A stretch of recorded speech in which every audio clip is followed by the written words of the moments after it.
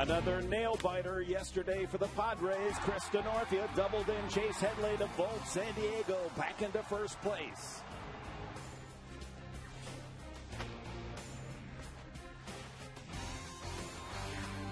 Fresh from his first ever complete game shutout, left-hander Clayton Big Smile Richard seeks his 14th win of the year.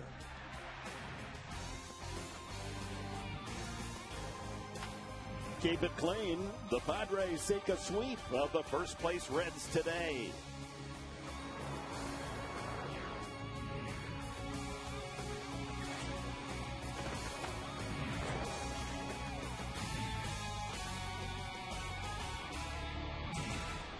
Sunday in America's finest city, and Petco Park the scene on a hot Sunday afternoon. Temperature will reach 90 degrees down on the field as the Cincinnati Reds and San Diego Padres complete this weekend three-game series.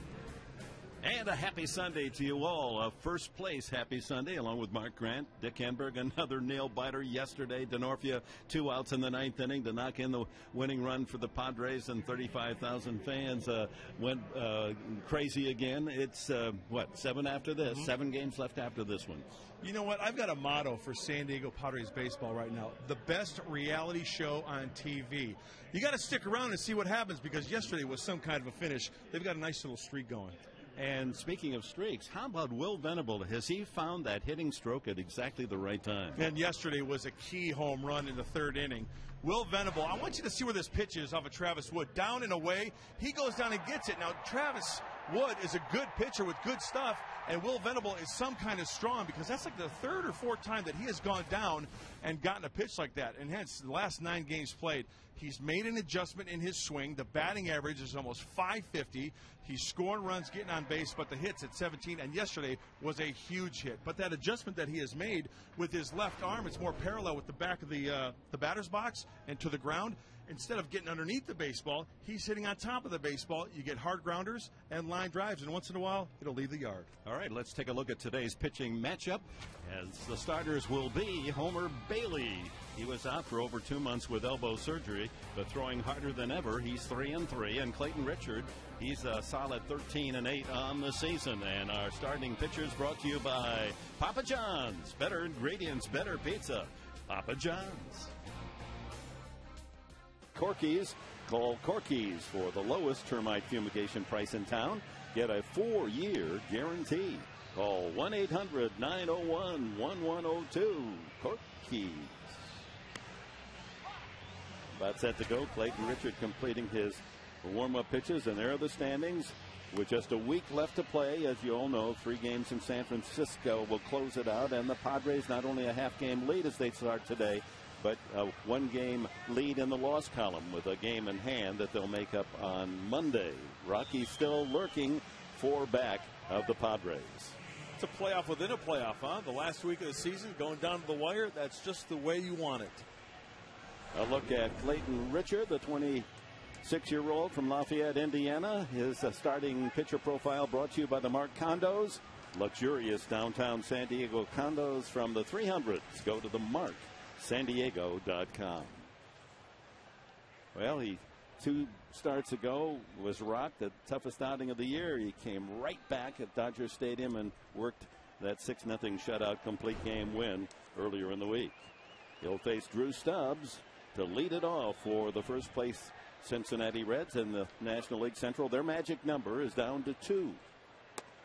And the first pitch of the game in there, a fastball. However, St. Louis is winning handily at Chicago 8-2. A combination of 2 wins or losses, St. Louis and Cincinnati, would assure their playoff spot. Stubbs homered on Friday night. Good speed and power. He has 26 stolen bases to lead the Reds and 21 home runs.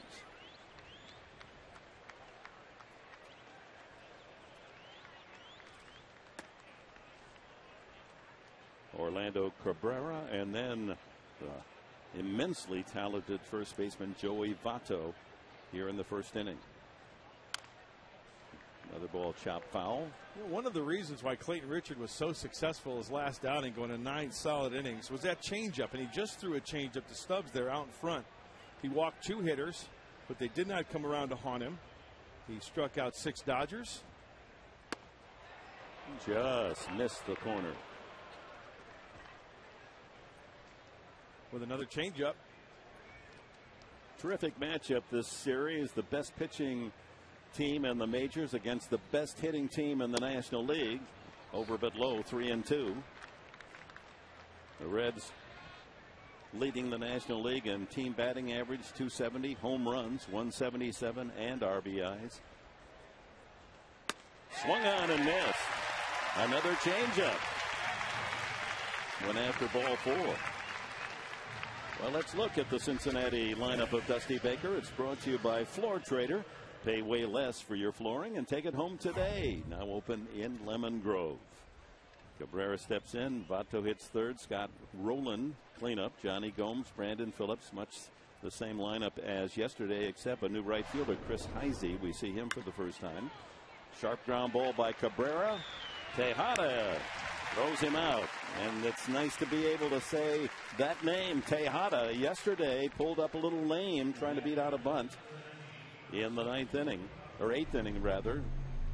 And earlier today he tested that pulled groin, talking with manager Buddy Black, and Tejada just doesn't want to come out of the lineup, and everyone around the club hoping he's not risking further damage to that groin area. Sometimes those take weeks to heal. Absolutely, and baseball being a quick spurt sport. In fact, that last play he made, he had to go to his right quickly, set up in front of that baseball, and make the good solid throw. That's a good sign, a good test for Tejada. Votto hit his 36th home run into the right field bleachers yesterday, and he crushes this one to left field. That is deep, and it is gone. Votto, number 37. What a hitter he is.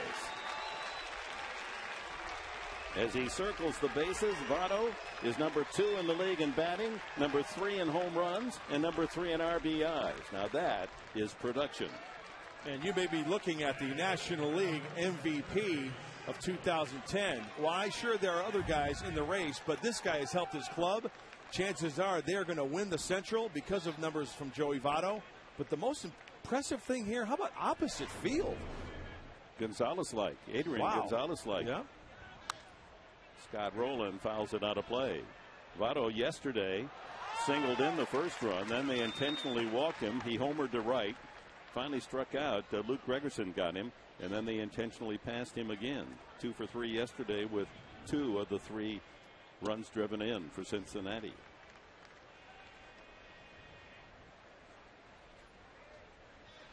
Well, the Reds have taken the lead all 3 games now of the series. Padres able to rally.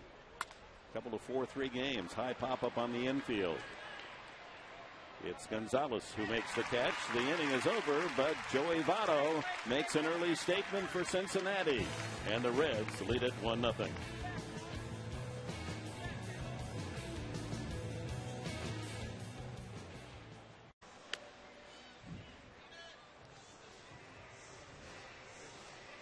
Our SAP telecast today is brought to you by the Philly Cheesesteak Burger at Carl's Jr. It's a Philly cheesesteak on a burger. Homer Bailey, supported by a homer from Joey Votto. The starting pitcher profile for Bailey brought to you by the all-new Cadillac SRX, the Cadillac of crossovers. Only 3 wins and 3 losses because he was on the shelf for over 2 months with an elbow injury, and he sends in a strike to Will Venable. Venable in his last 8 starts hitting .548, 17 for 31. Raising his average up to 252. 13 home runs, a new career high for him.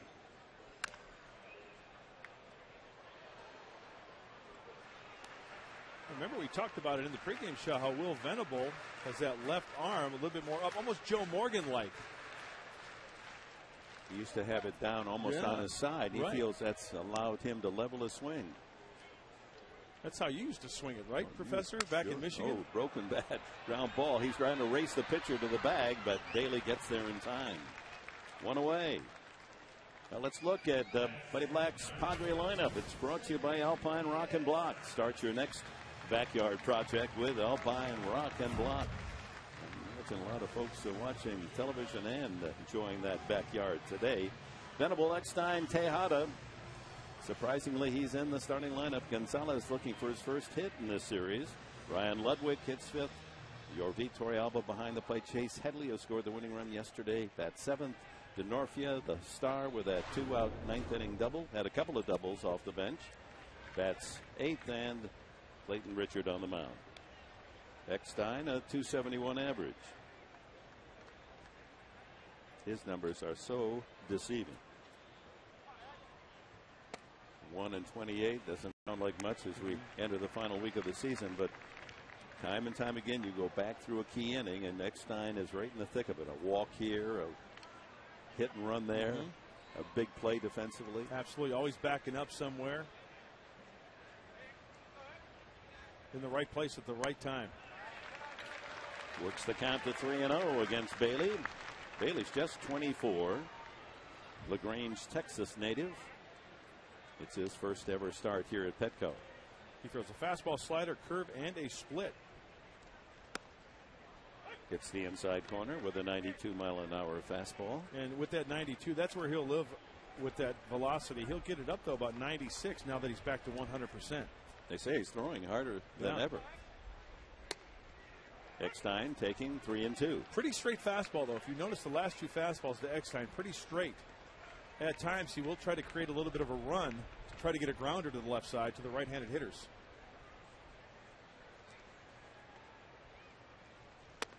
And he loses Eckstein. That's a good at bat. Eckstein worked it to 3-0. He took, rarely do you see that anymore, that a hitter actually takes a 3-1 pitch, worked it to 3-2, and earned the walk. Well, Tejada, he's become a fan favorite here down the stretch with all the big hits he's produced. Even yesterday when he yanked that groin muscle trying to bunt his way on, came back to the plate and got a single. And then taken out for a pinch runner, Cabrera. I like this quotes in the paper this morning. I'm not getting taken out of the lineup. I'm going to play. This guy's an Iron Man.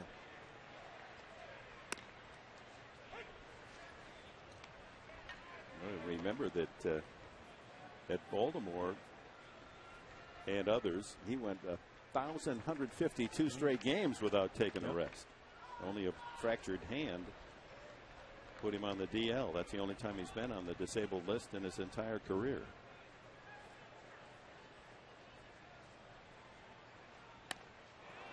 Fastball by him. Yeah, when you're wedged in between a guy by the name of Billy Williams, who's a Hall of Famer, and Steve Garvey for games played, consecutive games, that's pretty darn good company. Defines a gamer. Down on the count, Tejada, 2 strikes. Fouled that one right out of the glove of catcher Ryan Hannigan. Fastball. I don't think we've seen a breaking ball of any sorts from Homer Bailey yet. He will throw that slider. That's one of his out pitches. And that curveball he throws is a knuckle curve. It's a slow looping curveball. Sometimes he'll bounce the split. Reds leaning on an early 1-0 lead. Joey Votto's home run, his 37th of the year. Fouled again. That was the slider. Yep. Got it up a little bit. Now, if I made the big leagues and my last name was Bailey, but my first name was Homer, I think I'd go down to the courthouse and say, can you change my name to Strikeout Bailey? Or Bailey? Or you'd want to become a hitter, right? Yeah, that's not a good name to have as a pitcher, Homer. You're right. That's how the Padres would like to answer here in the bottom of the first inning. And a rip foul, and Tejada just in front of that one. It had home run distance.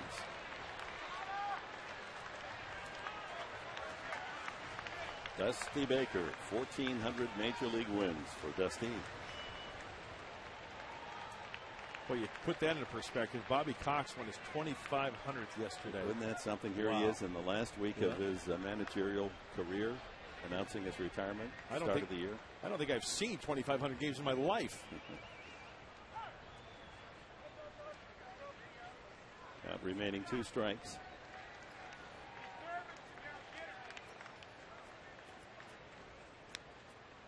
Dusty winning division titles with the Giants. That's a hopper to second, could be two, and it is indeed. Tejada not going full speed up the line, protecting that pull. So the Padres out in the first. We go to the second, 1-0 Reds.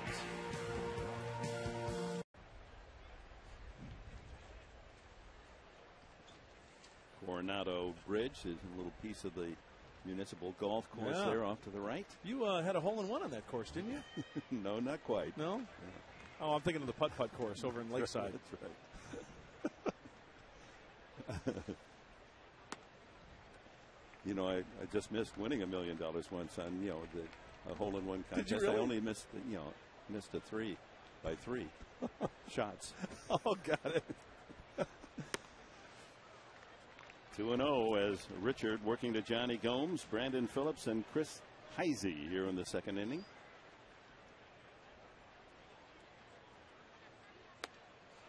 Changeup has Gomes out in front. A .264 average for the left fielder. You know, we saw a first last half inning, Dick, in the top of the first. That was the first home run Clayton Richard has given up this year to a left-handed hitter. And if you're going to give him up, you want to give him up to a guy like Joey Votto. That guy's good. Going the opposite way for the home run. High fly ball center field. Hit pretty well. Venable chased right to the warning path on the wall. The ball in this quiet, hot day this Sunday is carrying about as well as you'll ever see it at Petco. Let's look at the San Diego defense. Brought to you by Easy Turf. Synthetic lawns and putting greens. The best looking synthetic grass is now more affordable. Call 866-EASY Turf. Headley, Tejada, Eckstein, Gonzalez around the horn. Denorfian left, Venable in center, Ludwig in right. Torrealba handling the offerings of Clayton Richard. Brandon Phillips. Strike one. Well, you make a good point, Dick, because we all know from school that heat rises, correct? So the balls are going to have a tendency to jump today. Outfielders, be ready to go.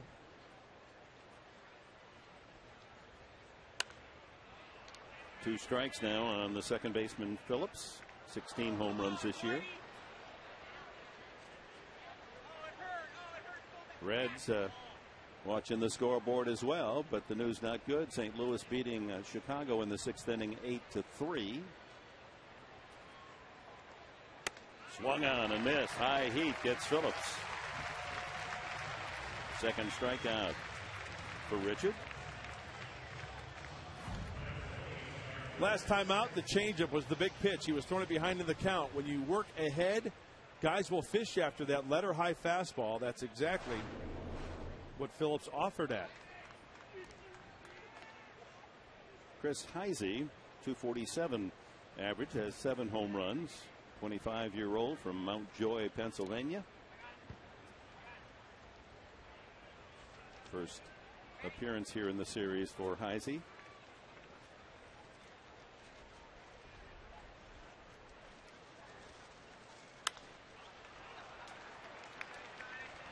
Shallow and right is Ludwig. Easy 1-2-3 inning for Clayton Richard. We go to the bottom of the second. It'll be Gonzalez, Ludwig, and Torrealba for the Padres. Big baseball postseason on Fox and TBS. The playoff excitement begins on Wednesday, October 6th, with the division series on TBS.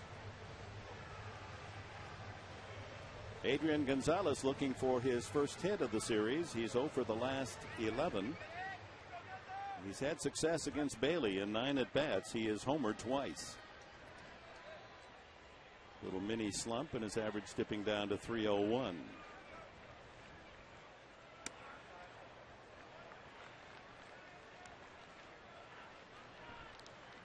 Military Sunday at Petco. Fans saluting our veterans before the game as always. Marines not making an appearance. We miss them. Right field corner. 1-1. Out on maneuvers apparently on this Sunday. But they did salute the Wasps, and that's a very interesting story. The women who served in World War II. They were honored before the game today.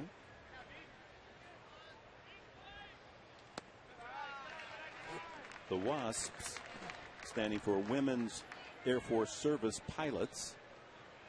Over 25,000 women applied to be a WASP and fly airplanes in World War II, and only 1,074 passed the test. And some still alive and here enjoying the game with us today. Their job was to shuttle newly assembled aircraft across the country in preparation for shipment to war zones. And one of the ladies that was honored before the game, a resident of Coronado, Vivian Eddy. She's 88. It's a great career there. Very important, getting the supplies where they need to go. Foul just out of the glove. It was in and out of Hannigan's mitt. You miss Eddy. She joined the service in 43, flew fighter planes like the P-63, the P-40, the P-47, P-51.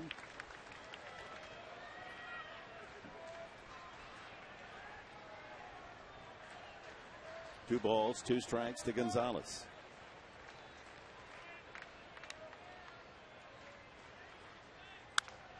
Out of play. What's that one little note I saw, Dick, was where she learned to fly before she could drive a car? That's something. She wanted to get to places quickly. There's 200 of the WASPs that still survive, including Vivian Eddy, grandmother of 5, great-grandmother of 4. She flew 1,000 flight hours during the war. That ball hit high into the third deck. Gonzalez spoiling some pretty good pitches in this at bat. 2-2 the count remains. Trying to answer Joey Votto, the first baseman of the Reds, home run to left field to start the scoring in the first inning. And I'll tell you what, folks, Johnny Gomes out in left field is about a good maybe only 10 feet from the warning track. Yeah, if he did a backflip, he'd be on the dirt out there. 3-2. That's the 23rd pitch from Bailey, matching the number on the back of the hitter. Look at how close he is, Dick, to the warning track. I mean, that's what, 4, maybe 5 strides back. The only thing over his head is going to be a home run.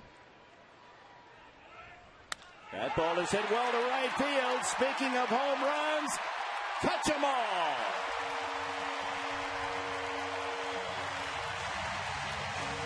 Gonzalez answers. It's 1-1.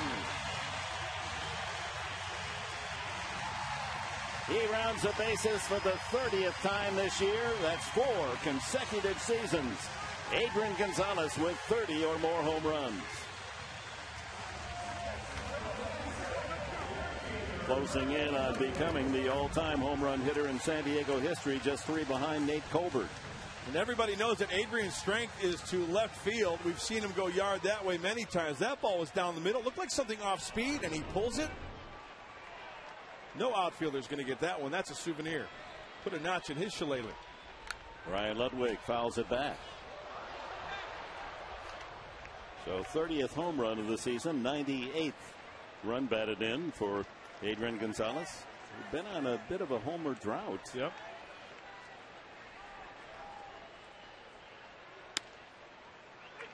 Two strikes to Ludwig.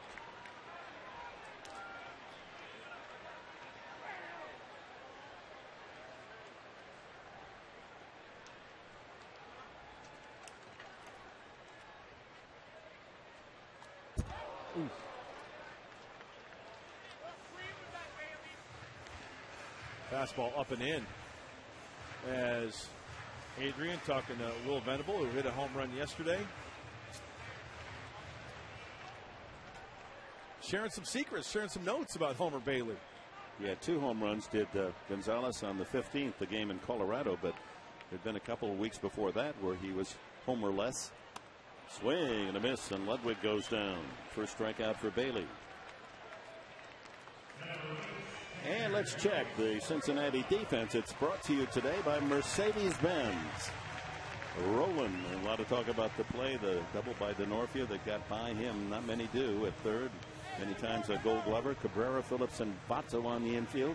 Gomes in left, Stubbs in center, and Heisey in right, with Hannigan behind the plate and the 24-year-old Bailey on the mound.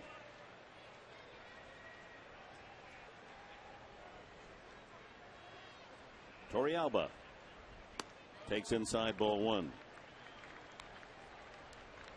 Now, there was a subtle play in the game yesterday that really led to the winning run scoring in the ninth inning. Another double earlier that influenced the play in the ninth. Oscar Salazar doubled in the second inning, but his ball down by the ball girl hit that angle of the box seats and caromed into shallow left field for the double. So in the ninth inning, 2-0, and Torrealba gets that one. That's it well. Way back. Touch them all.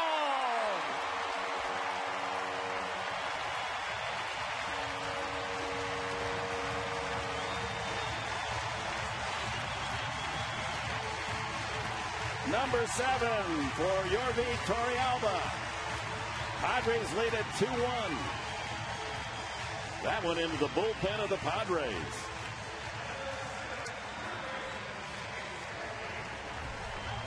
You know, I'll be quite honest with you. The sound of the ball off the bat, it really didn't have that clean, crisp sound. But with the heat today, you know, he gets enough of it. And this ball goes into the bullpen. Boy, that's nice. Padres get 2 here in the second. Puts a good swing on that one. And who caught that, Dick? Was that Edward Mujica or Heath Bell? Looked like Mujica. Broken bat ground ball right side. Chase Headley thrown out by Phillips. 2 away. But back to that point yesterday on the double, Mujica having some fun. Good catch. So the double caroms into shallow right field. So when Denorfia's ball was hit down the line as well, but hit harder than Salazar's, Gomes in left field had to wait, just hesitate a moment to make sure that it didn't carom into shallow left field. Good point. And that loss of maybe a couple of steps cost him the time to get to the ball in the corner and to make the relay, and Headley was safe on a slide and a close relay play. But it's amazing how just a little, that little subtlety early in the game influenced the winning play in the ninth inning. First pitch strike to Denorfia. He came into the game as a pinch hitter for John Garland, double to right, and then had the winning double in the ninth inning, 2 for 2. Yeah, what a great day off the bench, huh? You love to see that for Chris Denorfia.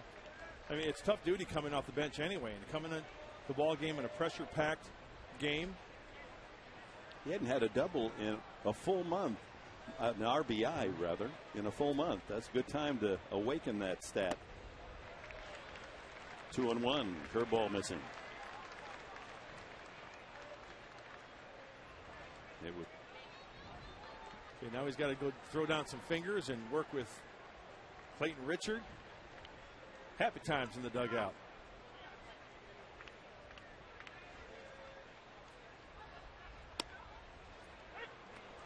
Two and two, curveball strike.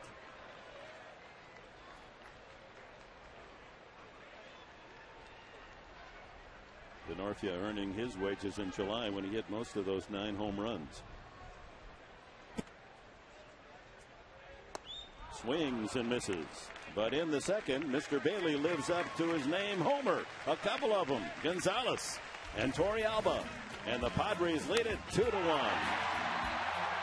And the Reds won as we go to the third inning. Hannigan, Bailey, and Stubbs to bat for the Reds. Well, congratulations to the Aztecs. Another very impressive game. 41-7 took out Utah State yesterday. 3-1 non-conference and almost won at Missouri. They're off to a grand start. And the Toreros of USD shut out Butler 24-0 to open their Pioneer League season. 2-0 to Hannigan. Had a good season, Hannigan. .281 average. Lines this one to left field. Denorfia on the run. And he can't come up with it. Hannigan running all the way will cruise into second with a double. Almost a spectacular catch by Chris Denorfia in left. Boy, that ball is carrying today. Line double. It certainly is. A sharply hit baseball off the bat of Hannigan. If this ball is elevated, it's a good chance of getting out. Let's see if it gets some topspin on it. A little bit of topspin on that, and Denorfia just out of his reach. Oh, that may have clipped a little bit of his leather on that glove there. Oh, just over the glove. Great effort, and holds him to second base. That's a double any way you look at it. You saw the white panels out there in left field. Those are the Stand Up to Cancer panels on the outfield wall, where thousands of you have signed in honor of a loved one who has battled that disease.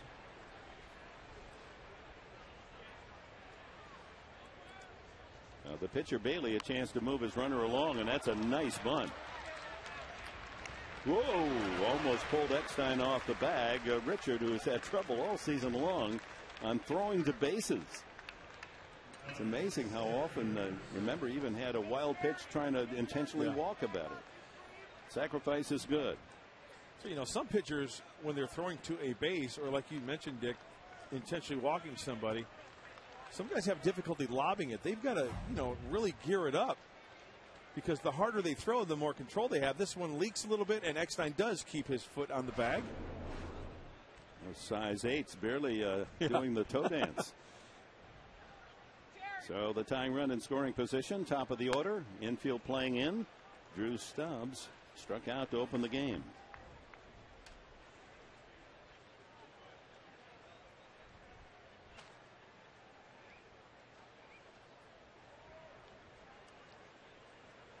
September 26th, and it's probably the hottest day of the entire year at Petco.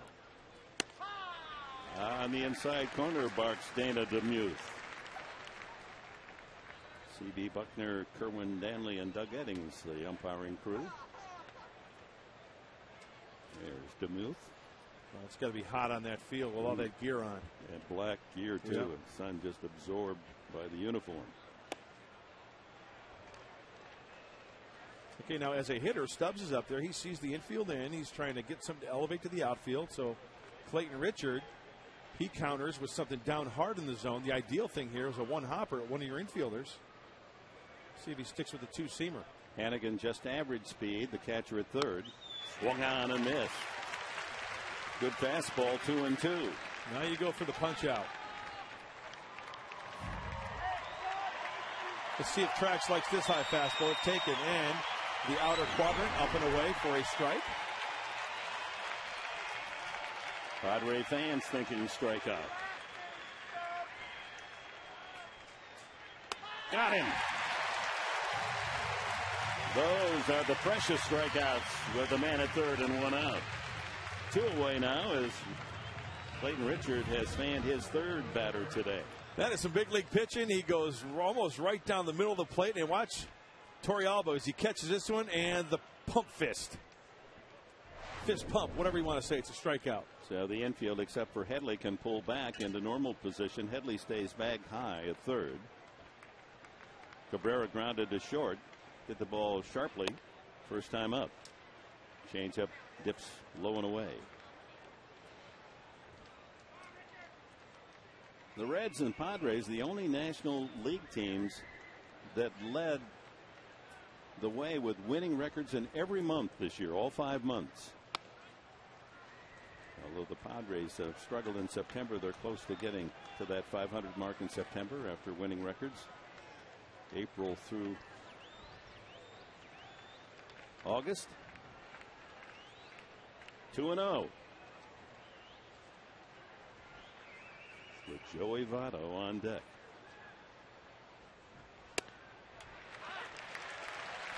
.93 on the meter. What Votto has shown in the 2 games he's played, remember Friday night they only used him as a pinch hitter because of a sinus problem. Slow roller to second. Eckstein to Gonzalez. Inning is over. Clayton Richard pitches out of a man on third with one out with a strikeout and a rollout. It remains 2-1.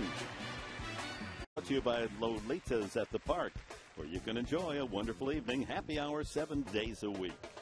By Irving Hughes, life is a lease. Negotiate well. And by Mass Mutual, a company owned by its policyholders. Well, they're still here. Yoda keeping the guys company in that bullpen for the Pretty Padres. Relaxed out there, huh? They don't really get serious till about the 5th inning. They know, Sure. A couple of guys, things aren't going well, might have to pitch in long relief. But about the 5th inning, they're saying, okay, starting to set up who's going to be up first. That's a lot of fun down there in that bullpen. And they've got great seats out there. Penitentiary, they call themselves. In the pen, the penitentiary. Richard looking for his 9th hit of the year. Takes strike, 1-2.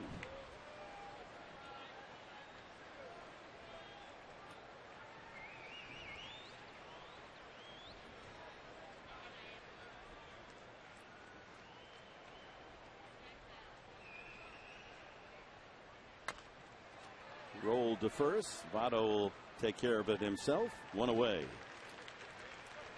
Well, let's look at the leaderboard, brought to you by Los Primos, home of the Monster Burrito. Get your day started right with new Sunrise Tacos. Most hits since September 16th, the last 10 days. Venable and Chu with 17. Venable leading the National League. That is just finding that swing at exactly a time when the Padres need a table setter, plate setter here. Big hits as well. 9 RBIs in his last 8 starts. Last 8 starts, if you want to reduce it, he's .548 average and a .500 on base percentage in the last 15 games. Non-base percentage .500. That's what you want from your leadoff man.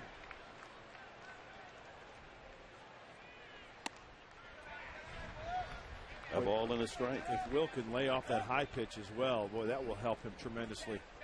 You know, making an adjustment and then having some success. Imagine the confidence of Will Venable right now when he steps to the plate. 2-1. He is a dead low ball hitter. Oh, yeah. And by those last 2 pitches, Dick, you make a good point, because what's Bailey trying to do? Pitch the ball up, right?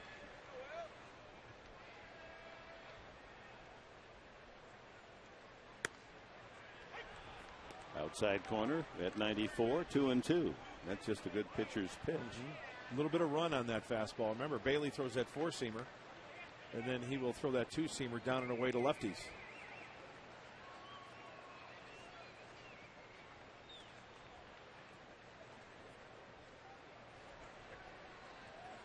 Just as a programming note, Homer Bailey, no relation to George Bailey in Frank Capra's It's a Wonderful Life.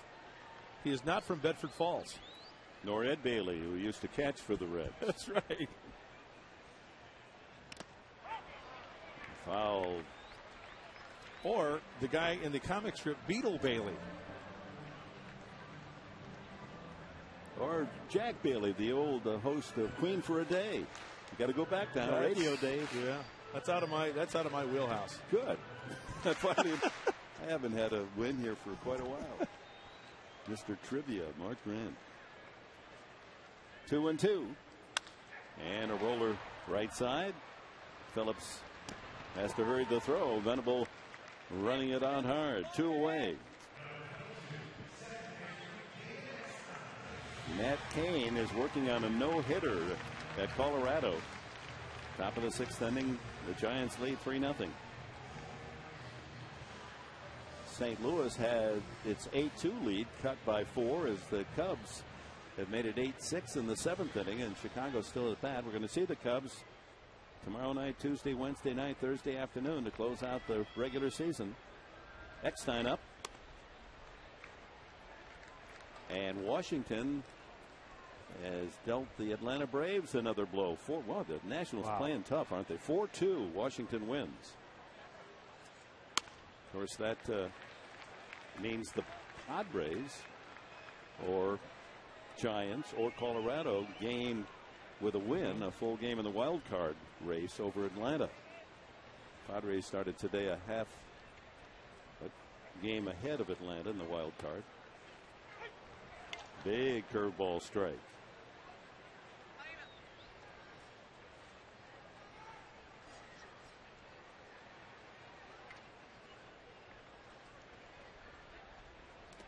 In the dirt.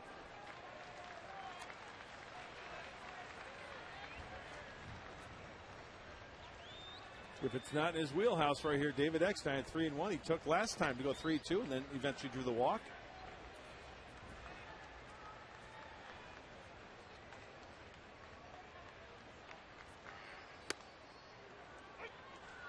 takes the strike again. 3-2. 53rd pitch from Bailey. 2 outs here in the third. 2-1. Padres on a couple of home runs. Gonzalez and Torrealba. Well, he can fight it off, huh? Luke Appling like old aches and pains. Wait until he gets his pitch. But that last pitch, you can see that David was trying to hit that one to right field, inside out a little bit. He knows what he can do with that bat of his. Broken bat roller to Scott Rowland, and he's got the gun. Fires him out. And Bailey with 3 ground outs and a 1-2-3 third inning. On to the fourth. 2-1 San Diego.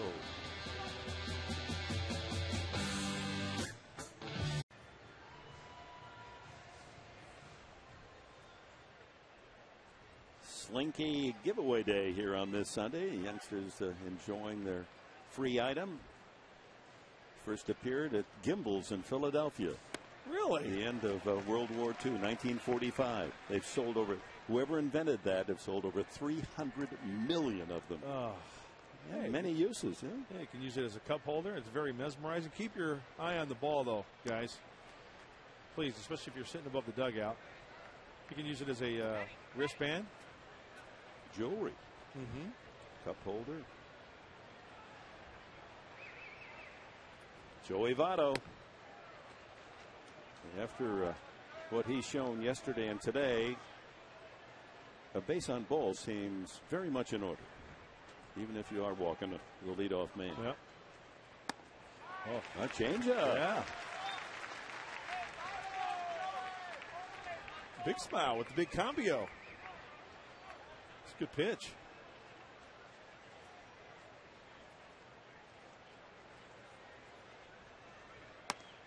And fires that fastball inside, backs him away. Full count. That is something that Clayton Richard is not afraid to do. Righties and lefties alike. Pound that fastball on the inside part of the plate or off the plate. And the 26-year-old, well, he turned 27 earlier this month, Canadian from Toronto, has the walk to lead off the fourth inning. Remember the interview we had with Clayton in Los Angeles, and I thought it was really interesting, talking about his tempo. And when he was with the White Sox, he said, yeah, they had a guy by the name of Mark Burley in the organization. He worked rapidly, very quickly. And Clayton thought, you know what? If I do that, maybe my defense will make better plays for me. Rowland swings and misses. He popped to first his first at bat.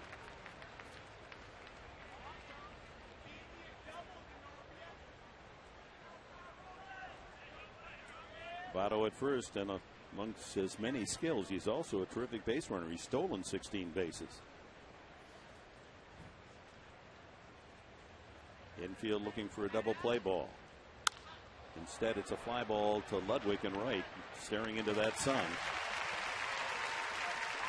One away.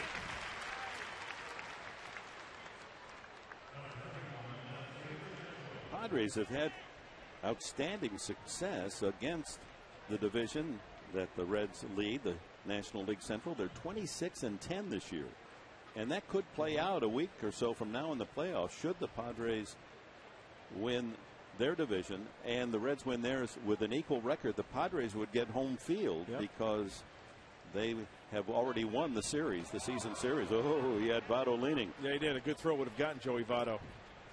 Padres won 2 out of 3 in Cincinnati, and they've won 2 here. Great move. Well, Votto might shorten up about a half step after that move to first base. Gomes, a long out to center. Remember, Venable went right to the 396 marker to pull down his bid for a home run.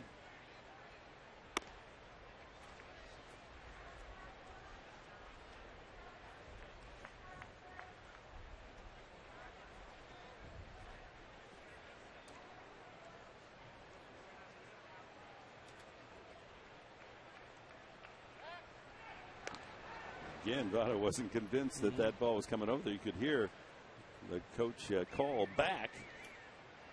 And Votto still was stuck for a moment, but his lead was short enough that he could scamper back. There's Billy Hatcher, the first base coach for the Red Legs. Another chance for Ludwig in the alley. Can he get there? No, it's off his glove. Votto running all the way. Here comes a relay in, and he's going to try to score. No, he stops after taking a aggressive turn at third base. Oh, again, that ball fooling the outfielder Ludwig. It carried more than he thought. And Gomes has a double off Ludwig's glove, and that moves the tying run to third and a go-ahead score to second with one out. And Joey Votto had to hold up because if Ryan Ludwig catches that ball, he's got to go back and tag. So what a great effort. We saw a great effort by Chris Denorfia earlier in the game going back, and this ball actually off the glove of Ludwig, just out of the webbing. So give us a good look. Oh, off the fingers, and a little visit out to the mound as we take a look at Votto. He's got to hold up.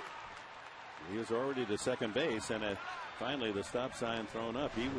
He was going to go until he saw those arms raised at third. That's why, as a third base coach, Mark Barry, you saw him shuffling down the line so he can get an angle on where the ball is. And then, you know, a runner can always go about 2 or 3 steps, maybe 4 steps past third base, full bore, and put on the brakes and get back. And that's why it's, you know, the instant decision time for the third base coach. And he threw up his arms right at the last second. The Reds' third hit of the game, a double for Gomes, sending Votto to third, bringing up Brandon Phillips, struck out his first time. Padres are going to bring in the corner infielders, and they'll try to make the play at the plate, while Cabrera and Eckstein up the middle will play back.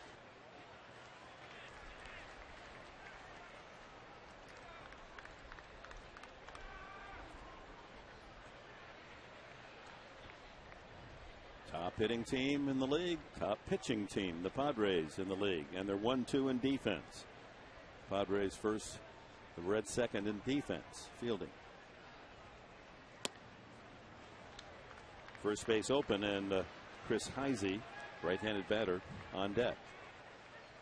Yeah, I think Clayton Richard would rather pitch to a guy named Heisey rather than to a guy who's been around for a while with the last name of Phillips, who's put up some good numbers at the big league level.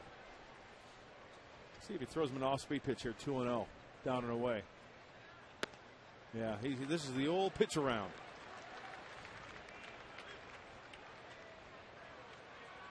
Set up the double play by walking Phillips, and here is the intentional walk, the final ball 4.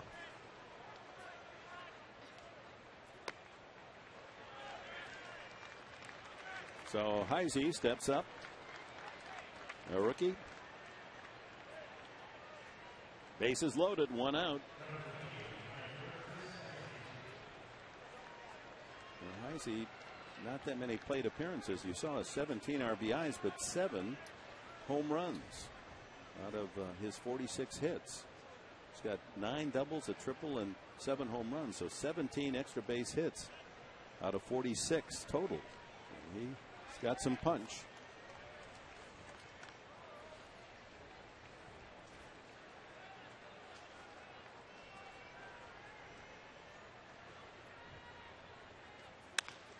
Ripped, by Headley into the left field corner. That's going to score 3. Finally, Denorfia digs it out, but by the time he gets it in, Heisey with a 3-run double, and the Reds take the lead 4-2. Yeah, that's a matter of inches. That ball a foot toward Headley, and it's an easy double play. Instead, that's much like Denorfia's double that won the game yesterday, just inside the bag all the way to the corner. And hitting the perfect spot also for Heisey, turning on that pitch inside the bag, and Headley pitch down and in like a lefty fastball, down and in. They like to drop that head. Oh, that'll go in the scouting report. So 2 men that walk come around to score. The leadoff walk to Votto, then the double by Gomes, the intentional pass to Phillips, and Heisey makes the Padres pay for it. It's 4-2. Still only 1 out. Ryan Hannigan, he doubled off the glove of Denorfia in left field his first time. So the Reds showing their power prowess here today with a home run, a couple of doubles. 3 doubles and a home run. They're 4 hits. gets away from Torrealba, and that'll advance a runner to third. Heise alertly moves forward, and now an out can score another run.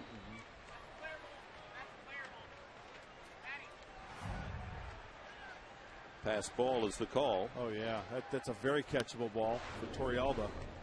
Hit his thumb on his glove. So the infield has to pull in. Try to cut off Heise at the plate.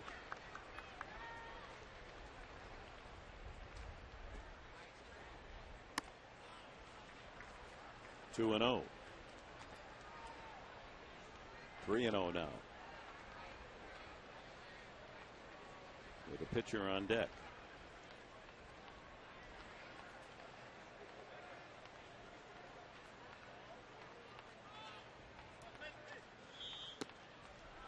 And that appeared to be another pitch around. Third walk of the inning. So first and third, and Bailey up. He has 6 hits and 29 at bats this year, so he has delivered some hits. A couple of runs batted in. And you always have to be aware of the squeeze here, especially with the 2-run lead, 1 out. You can see Chase Headley was having a chat with Miguel Tejada and David Eckstein on the mound. Now Torrealba's giving some signs out in front of home plate. So early in the game, 4th inning, Kevin Correa knocked out of the starting rotation by the success of Tim Stauffer and the return of Chris Young. He and Wade LeBlanc into the bullpen, becoming a long reliever. The square and late called strike on Bailey.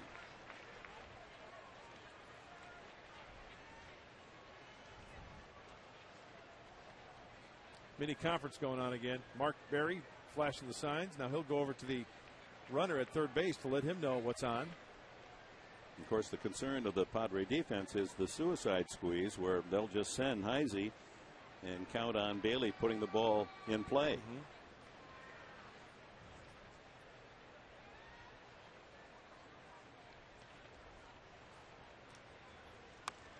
Bunted in the air and over the dugout of the Padres. You know, it looked like Bailey's intention there was almost with the infield crashing on the right side to almost poke that ball over the infielders' heads. He kind of aggressively went after that last pitch. So 2 strikes the count. Still just 1 out. Runners at first and third. 3 runs in. Reds lead at 4-2. Swing. There's a fake bunt, and then that Butcher boy chop. Actually, he had a little better swing than that. Yeah, way behind on that pitch.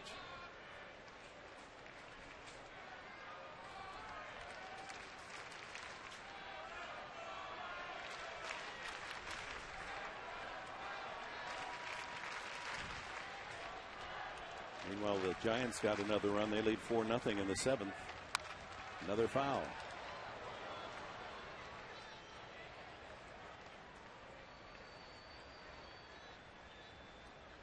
Looks like it's going to be one of those weeks, huh? E-ticket, up and down, merry-go-round, back and forth. Meanwhile, up in Denver, Matt Cain still working on a no-hitter with the Rockies up in the 7th. Chop to third. Headley has to come to the plate, and they get him. Although, if we see this again, it appeared by the time Torrealba got the tag down that Heise had made the slide between his legs. I was waiting for plate umpire Demuth to call him safe. I was thinking the same thing. Watch this now. Torrealba set up in front of home plate. Watch the tag. I think he's safe. I think that's a run. You know what? And did you see Heise? Oh, Heise signaled safe to the umpire. Safe, dude. I'm safe. I'm surprised Dusty Baker isn't. It's one of those. A ball beat him. Yeah. But the throw was high and not very hard. I totally agree. I thought he was safe. So Bailey at first on the fielder's choice. Runner moves to second. Hannigan. And Drew Stubbs has struck out both at bats today. That's a big out and a break for the Padres.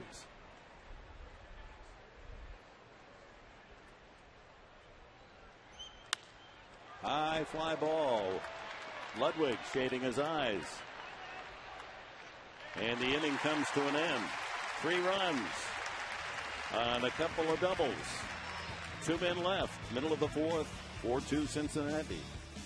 Miguel Tejada, 97 games this year at the start with Baltimore, had 7 home runs, just 51 as a Padre, and he's exceeded the home run total, and his RBI count is almost the same. So he's found the fountain of youth here in San Diego. Hey, it was no fun going to the ballpark in Baltimore, being 32 games out at first place. Get into a double play his first time. Padres 2 runs in the second on solo homers by Gonzalez and Torrealba. Bailey working with the lead again.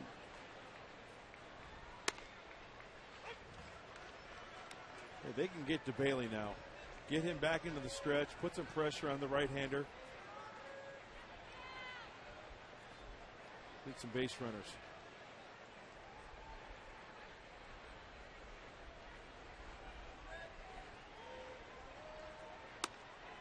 Up high. Well, we've had 6 hits in the game, 4 by the Reds, 2 by the Padres.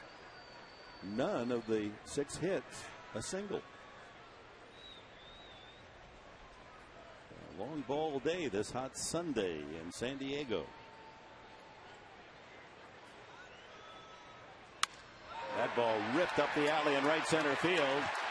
That's cut off nicely by the right fielder Heisey, and that'll hold Tejada to a long single. Tejada not at full speed, protecting that pulled groin, but hasn't impacted his swing, has it? That's a double normally. And I'm sure Miguel Tejada obviously feeling that pull the other day. Short, choppy steps out of the box. Did you see that? You don't want to strut. Let's check it out. Ball at the bat. Chop, chop, chop, chop, chop, chop. Get it going. Get some momentum going. And everything's okay. And then see how he stops. Kind of pulls it up there a little bit. Trying to avoid the quick spurts, starting and stopping. That's what will really jar an injury. I mean, I had the pulled groin once. It took about 3 weeks. Now, you can walk and it doesn't hurt and all, but as soon as you take a quick start, I mean, it just won't allow you to run fully. And let's just hope that he doesn't aggravate that in such a way that it'll take him out of the lineup for this final week of the season. He insisted on playing today and convinced Bud Black that he was all right. 1-1 to Adrian Gonzalez.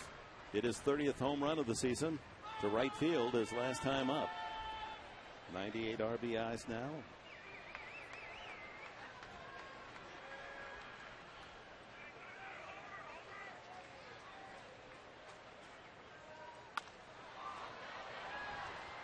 Out of play. Try to get in on him again. A fastball in, tying him up. Dusty Baker, one of the few managers that does not employ the shift on Gonzalez, and of course with Tejada at first that impacts the decision, but he hasn't, even when the bases have been empty, moved 3 infielders on the right side. Plays it pretty well straight up, although the shortstop Cabrera is only about 10 feet from the bag on the shortstop side. There's a base hit to left field. Gonzalez goes the opposite way. Runners at first and second for the Padres in the 4th.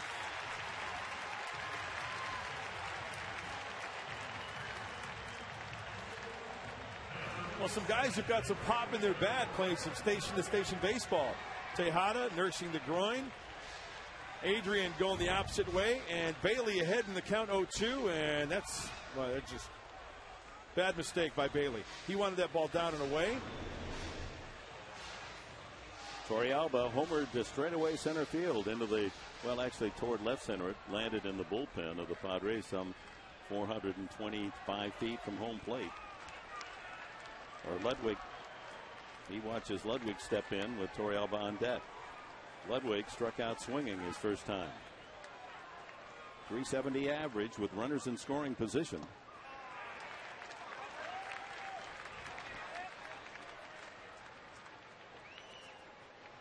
Went 1 for 3 yesterday, scored a run. 0 for 3 in the Friday night game.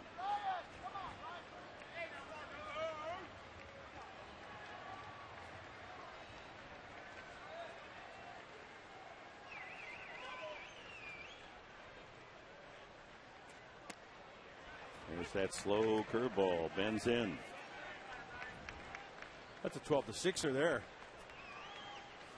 About 75 to 77 miles an hour from Bailey.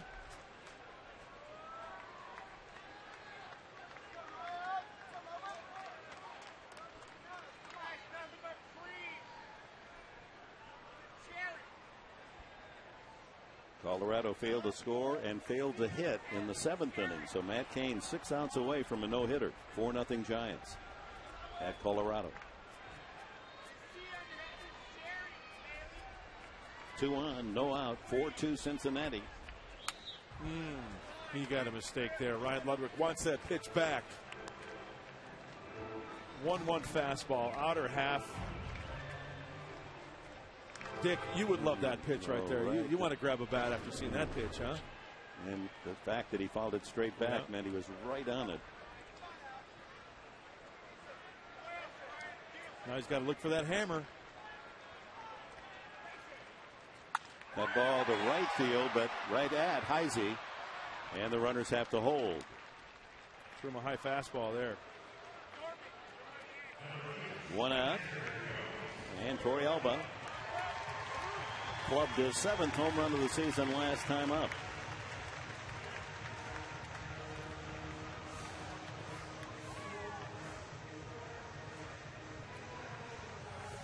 He hit it high and long. Mojica caught it on the fly.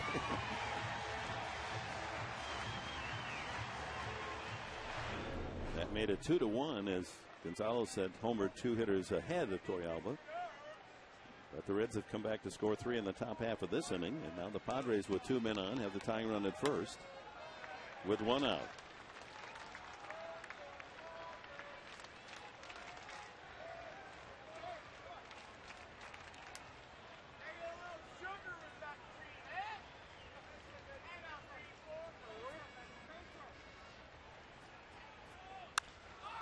That one sliced down the right field line, down into the corner. Foul. Just foul. Had it been fair, Heisey might have had a play, but that one flirted with a possible 2-run double. That was not foul by much. Maybe a foot and a half. Heisey giving chase and very close.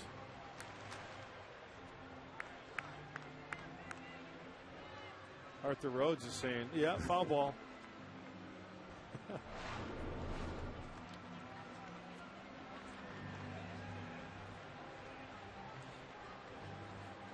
So the runners return.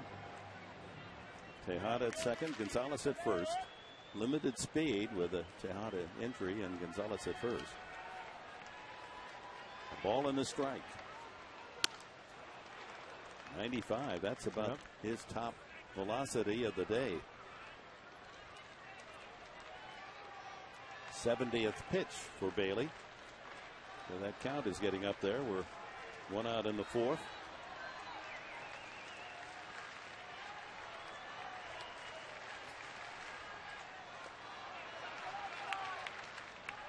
Slider bounces in, so 2-2 now to Torrealba.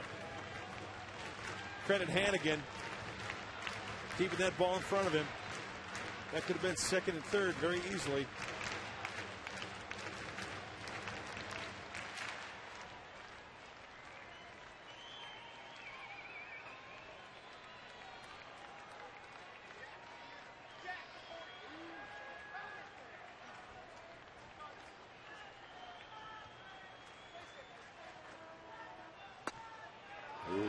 Close on the slider. Full count now to Torrealba. That's a tough pitch to lay off. A good pitch by Homer Bailey.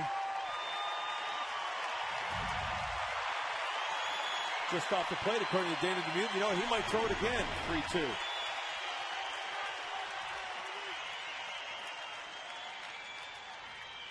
Chase Headley waits his turn.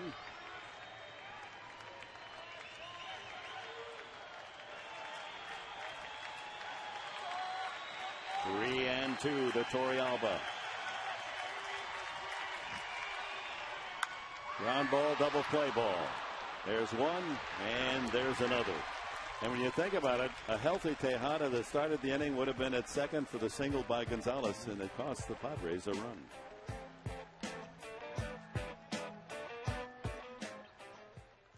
Murray Lamper Construction, quality and value at an affordable price. Call Murray Lamper Construction at 619-285-9222. They've been improving San Diego homes since 1975. Mr. Enberg? All right, Mark Grant, as Clayton Richard goes back to work here in the fifth inning. A 4-2 Cincinnati lead.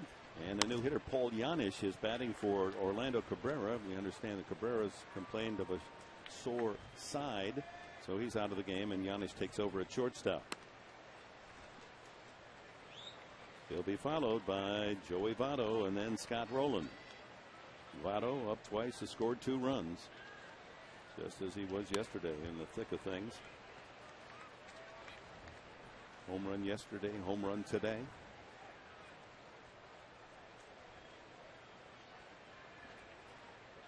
Nothing wrong with Yanish's numbers. 272, 5 homers, 24 runs batted in a reserve role.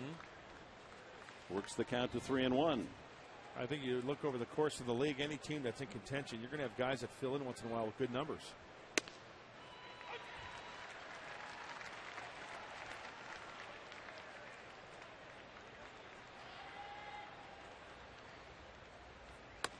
Got him. Fastball at 89. That's the 4th strikeout for Richard today. Brings up Votto. Homered his first time up. Goes the other way. Some kind of strong there.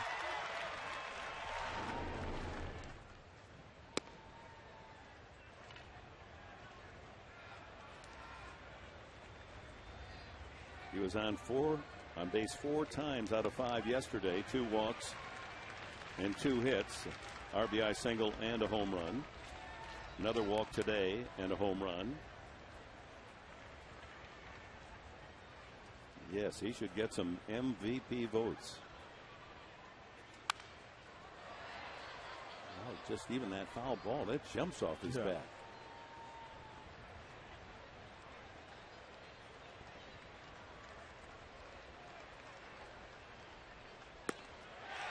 And they strike him out. That's a major victory for Richard, his 5th strikeout today. He had him set up perfectly, because when you look at the pitch, it's right on the outside corner. But when you look at the swing of Votto, that's the emergency swing. And that tells me he's looking something off speed. He tried to foul that one off to get another crack at Clayton Richard, and Clayton Richard wins that war. Striking out Yanish and Votto. And here's Rowland, a high fly ball behind short. Tejada. And a very quick 1-2-3 inning for Clayton Richard. Middle of the 5th inning, the halfway mark in this one. Cincinnati 4, San Diego 2. Slated, it's time for True Baseball Stories, brought to you by Farmers Insurance. To find a Farmers agent, call 800-FARMERS or visit farmers.com, because ready feels good. On this date, 23 years ago, Padres rookie catcher Benito Santiago extends his hitting streak to 28 games, longest ever by a rookie, in a 3-1 loss to the Dodgers.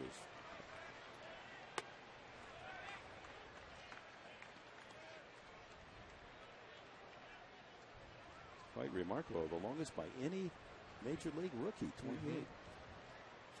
Chase Headley grounded to second his first time. Padres need 2 to tie here in the 5th. Fly ball right field, shallow. Out goes Phillips, and he makes the catch in front of Heisey. I remember Benito in that hitting streak, and I believe it was a 33-game hitting streak when it came to an end, and he ended that season hitting right at 300, which earned him Rookie of the Year honors that year.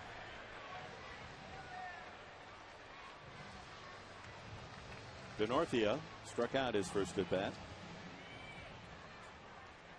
Richard with a bat is in the on-deck circle. Pitcher spot 2 after Denorfia.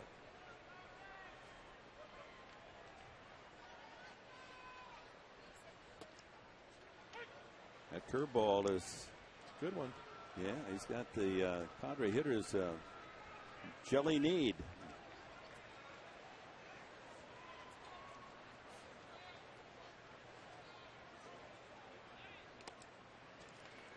And he bounces the fastball. So tomorrow night, the opener of the 4-game series with the Cubs, 7 o'clock start. Our television time, 6:30. Tim Stauffer, 5-4 against Carlos Zambrano. Oh, Big Z going, huh? Looking for his 10th win. The new manager replacing Lou Piniella, Mike Quaddy. He's not exactly in the spirit of the Padres. He has saved Zambrano. He was scheduled to pitch today, but saved him to start the series tomorrow because he wanted to have his best against the Padres. Bounced up the middle. Phillips to first. 2 away. Of course, there may have been a little bit of reflection on what the Padres did to the Cubs in that 4-game series when they swept them easily in Chicago earlier. So we'll see the Cubs' best. Zambrano on Monday. Tuesday night, Latos against Ryan Dempsey, who's their top winner with 14 victories. Chris Young and Randy Wells on Wednesday. And Thursday afternoon, John Garland and Tom Gorzelani. Those are the matchups as we complete the home season here in 2010. That's well foul. 2 strikes on Richard.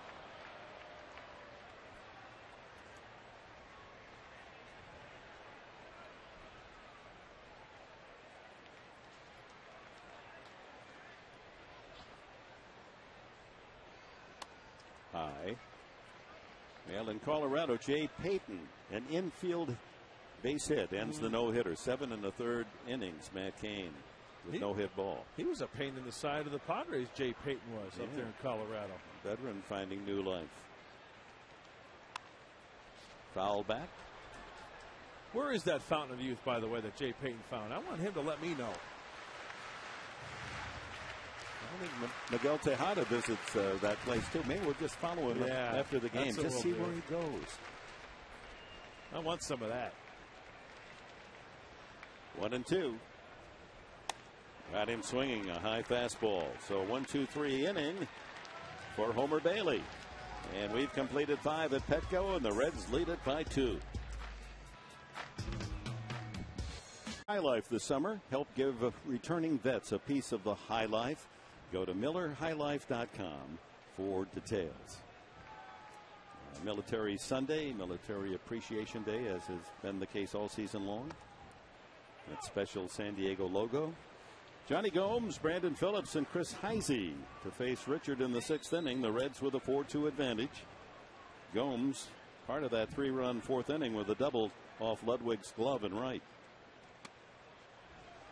2-0. Dick, can I correct myself? Surely. Because I don't want to shortchange my former battery mate, Benito Santiago. 34-game hitting streak. I said 33, so I apologize. 34 as a rookie. Yep. Still stands as the best ever. 3-0 now to Gomes. 4-pitch walk to lead off the 6th. Leadoff walk started the 3-run inning in the 4th. That's the 4th walk from Richard. His pitch count at 77. And we know that the walk can come back to bite Clayton Richard. He needs to find that release point and make some quality pitches, working down like he did in L.A. when he went a strong 9. Try to get a grounder for a double play. Phillips walked in the 4th. He and Votto on base with Richard walks. Both scored on that 3-run double from Chris Heisey.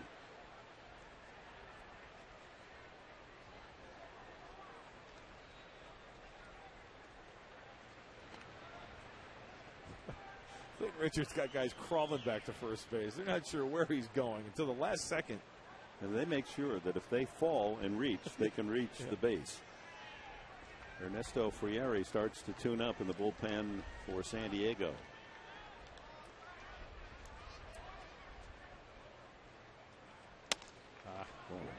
It's 5 in a row. Yep. Working underneath that one. The elbow dropping a little bit and pushing that last pitch. They clocked it at 78. I'm guessing that it was a changeup that just got away from him.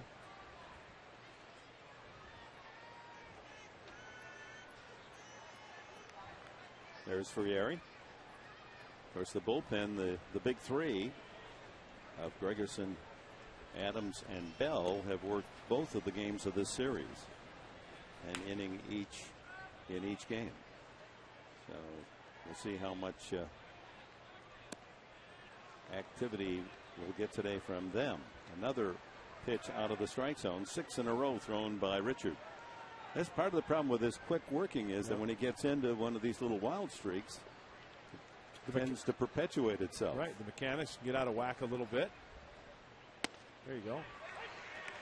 Fastball on the inside edge. By the way, Darren Balsley did say before the game, I checked in with the pitching coach regarding Gregerson, Adams, and Bell because they were used, but he says they are good to go. So that's a good sign. Hopefully the Padres can make a difference in this game and utilize those guys. That one hit deep down the right field line and slicing. And that ball is gone. A home run for Phillips the opposite way. Number 17 for the second baseman, and the Reds build a 6-2 lead. And needless to say, you walk the leadoff man and you're going to see him hit home plate. Yeah, we're seeing some of that Cincinnati power that leads the National League, not only in batting average, home runs, and runs batted in. Oh, fastball away, up and away, and Phillips just kisses that foul pole out there at 322. Measured that one just right, didn't he? Yes, he did. Extra base power on display by the Red Legs today, and that'll be all for Clayton Richard. So he pitches a complete game shutout, but in between he's knocked around. Pitching change. Frieri brought to you by Discount Tire. Stop by for a free tire inspection and air gauge. Remember, if you aren't happy with one of their tires, feel free to bring it back.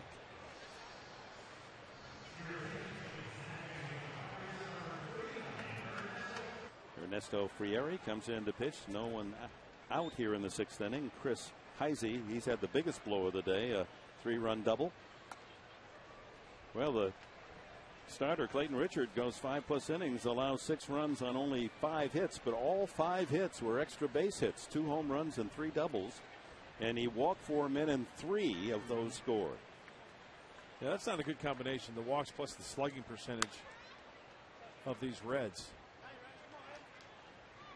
Heisey, a check swing roller foul.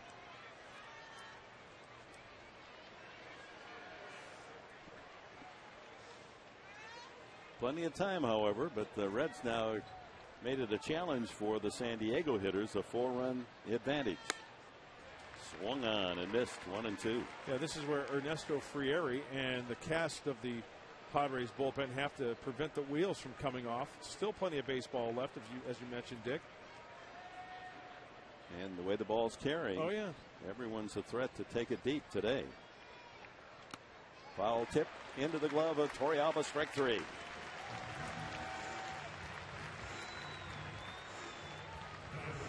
Melvin Mora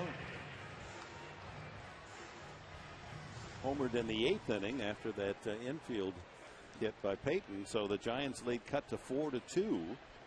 Anything can happen up there at Coors Field. Hey, they need Troy Tulowitzki to come to the plate to win that one. That guy's unbelievable. Won it again yesterday in extra innings. What do you have, 4 hits yesterday? I think he had 38 hits in that game yesterday. I did want to make a point regarding that. Did you see the end of that game? Base hit to left field, just out of the reach of Uribe at short. Guy scores from first. Just gives you an idea how big that outfield is, where the outfielders have to go. And, of course, they're respecting Tulowitzki playing deep. It was something to see. Falls behind 2-0 on Hannigan, the catcher, with the pitcher Bailey due next. Well, Tulowitzki, how many, almost 2 months he was out with the injury? Think of what kind of season he would have had. Oh, my, he's good. Makes my all-opponent team at shortstop. No one close. On the inside edge, 2-1. Well, Sunday fun day and run day. In the past, remember, the Padres had a 10-game winning streak on Sunday, and now they've lost their last 4 in a row. They're hoping to turn it around today.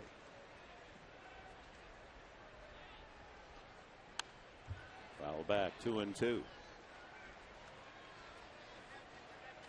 Again, the Atlanta Braves have lost. Washington beat them today in D.C. 4-2. And that's the score in Colorado in the top of the ninth inning. 4-2 Giants over the Rockies.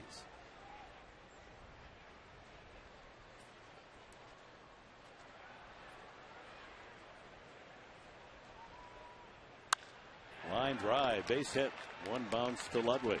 Well struck by Hannigan. He's 2 for 2, a double, single, and a walk. Oh, everyone that comes up there. Oh, they're not afraid to swing. That's one thing about this Reds team. They go up there hacking. From Stubbs in the leadoff position down to Hannigan, the number 8 spot. But you have your number 8 hitter batting .281, and Hannigan, and better than that with a 2 for 2 day today. Bailey up there, infield looking for the sacrifice. Way upstairs. Sacrificed in the third and was up there to bunt again in the fourth. Eventually, with 2 strikes on him, hit a high chopper to third, and Headley able to throw out Heisey at the plate on what appeared to be a gift call in favor of the Padres. Heisey appeared to slide underneath the tag. Bunted in the air. Gonzalez has it. No chance to double up. Hannigan.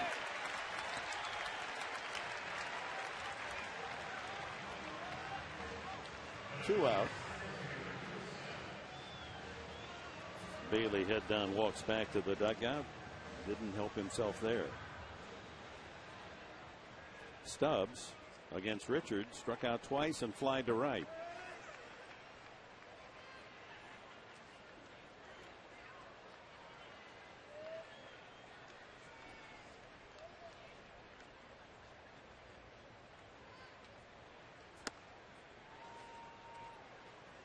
Runs that fastball off the plate.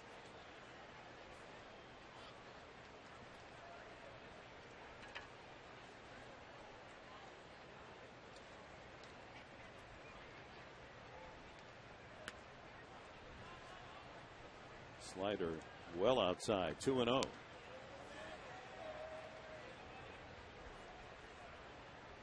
Well, the Padres will leap over the 2 million mark in attendance today. They needed only 3,000 to get there. Nice turnout on Sunday. Other temptations. NFL Sunday. 2-1. I would guess it's going to be close to 30,000. Sure. And plenty of room for you Monday, Tuesday, Wednesday night, the Cubs, and Thursday afternoon. Salute this magical season. On the outside corner, 2-2. Oh, I'm sure there'll be a lot of Padre fans coming here for the last 4 games against those guys with the blue pinstripes and the red C on their cap. They travel well. Yeah, we'll have some Cubs fans here too.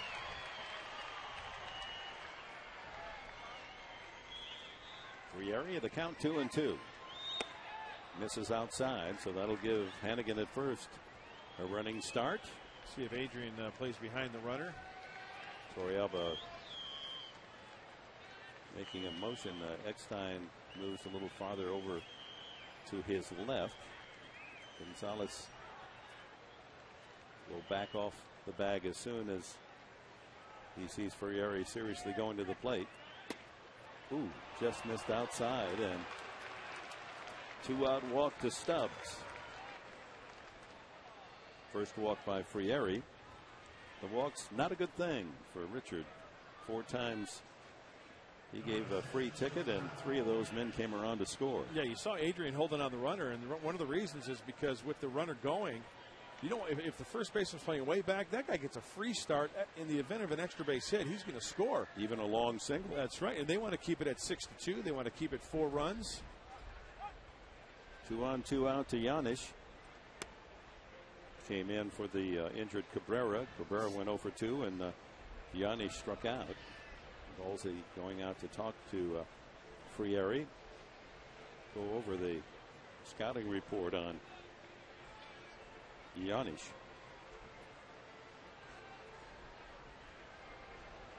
Cesar Ramos, left-hander, up with Joey Votto scheduled next. Well, the runner in scoring position, as a pitcher, that a hitter comes up to the plate, they're looking for the number one. They're looking for a good fastball to rake at. So, see if Frieri starts him off with a first pitch slider. See if he can throw it for a strike. 2 on, 2 away.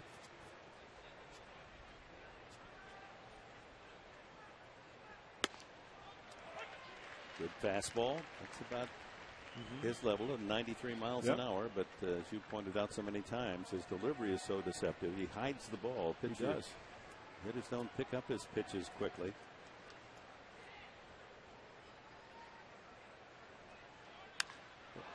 That one line deep and foul. Way up into that second level. Strike 2 on the hanging slider. Just out in front of it a little bit. Got to be careful with that pitch now. St. Louis leading Chicago 8-7 in the bottom of the 9th inning in Chicago. A St. Louis loss and a Reds win today, and they'll be popping the champagne down in the clubhouse of the Reds. I'm sure Dave Bacharach's going to love that, cleaning up that mess. And you saw the Rockies up in the bottom of the 9th, trailing 4-2. 2 strikes the count. Hannigan at second. Stubbs, excellent speed at first.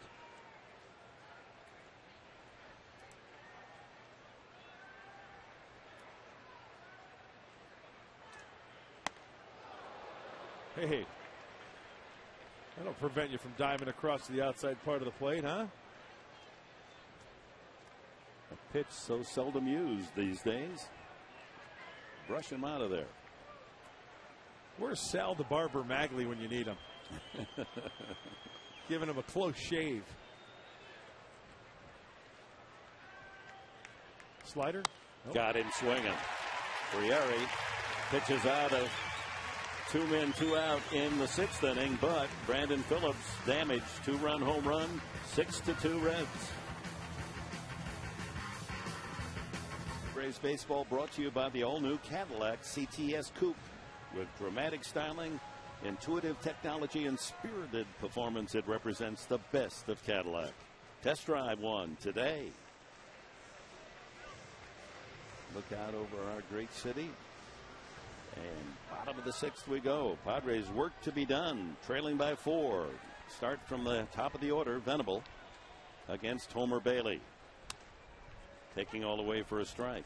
Bailey has retired the last 5 in order. Eckstein and Tejada to follow. Fly ball left field, shallow, might drop, and does. Gomes got a late break on it, and Venable credited with a blue pit. Hey, hits are hard enough to come by as it is. Will Venable will gladly take that knock, and that'll frustrate a pitcher with the best of them. Well, Gomes has been playing everyone deep. And he fights that one off down and in, and you're right, Dick, a long run for Johnny Gomes. Johnny come lately on that little blue. Yeah. David Eckstein has walked and grounded to third. Leadoff man aboard here in the 6th. Fastball for a strike. Bailey's pitch count to 87. A little stirring down there in the right field corner of the Redlegs bullpen, but no one throwing as yet.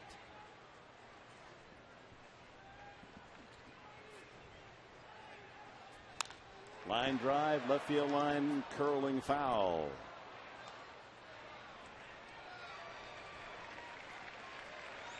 Every time I see David Eckstein spin on a fastball, the inside part of the plate, I think of him scraping that wall down by that 336 sign on the Western Meadow building. Hard to hit it in there. Yeah, it is. 2 strikes the count on Eckstein. Takes high on a fastball. Bailey still has his good stuff. They're saying, the Cincinnati broadcasters, that Bailey's better now after that elbow injury. They sidelined him a couple of months or more. He's got a better fastball than earlier in the year.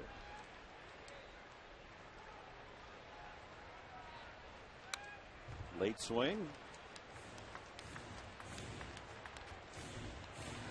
Reds have been in first place now. This is their 42nd straight day in first. They've been atop the National League Central 102 of the last 133 days, fighting off St. Louis, the Cardinals bid.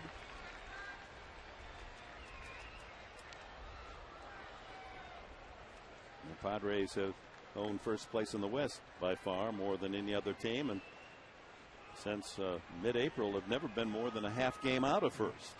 Either they've been there or just breathing down the neck of the team that replaced them, usually the Giants. Chop foul. And the final is in from Colorado, and the Giants behind Matt Cain's three-hitter beat the Rockies 4-2, so they take 2 out of 3 against Colorado, and that all but dooms the Rockies' hopes, as they will either be, well, they'll be 4.5 behind the leader, regardless of who that leader might be. Well, it might be 5, and it might be 5 games behind San Diego. That would be the case. If the Padres win, the Rockies fall 5 back with 7 to go, 6 to go for them. If the Padres lose, the Rockies would be 4.5 back.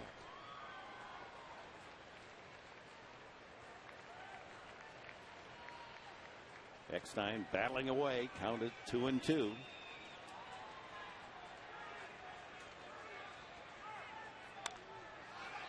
Popped up, back of the plate. Hannigan racing back, and he makes the catch.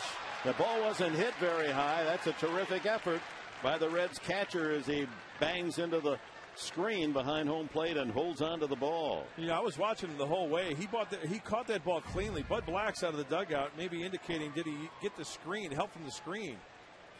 Was it a bounce off of the screen? But you can clearly see that he catches it cleanly and then goes into the backstop.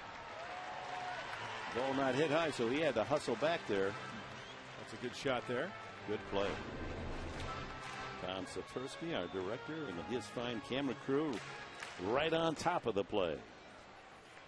Ed Barnes, our producer, and Chiron Bob, our incredibly talented team here at Channel 4 San Diego. Tejada single and grounded into a double play. Fastball for a strike. Gonzalez on deck. Padre runs coming back in the second. Home run Gonzalez to right, and a solo home run Torrealba to left, or left center.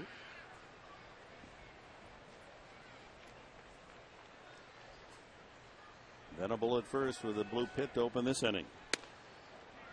1-1.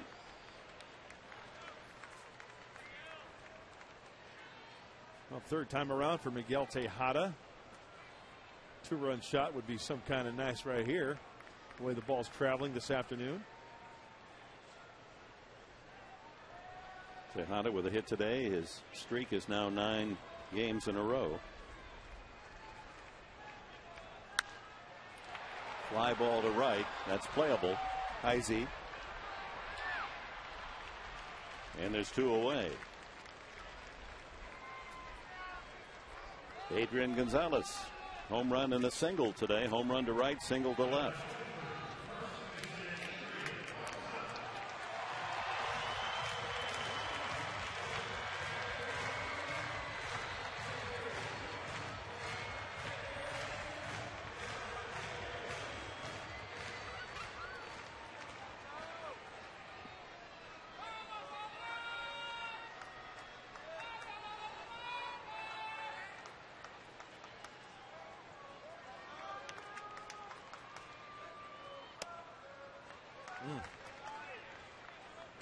Pretty good pitch at 96. I think that's the fastest we've seen Bailey today. It is.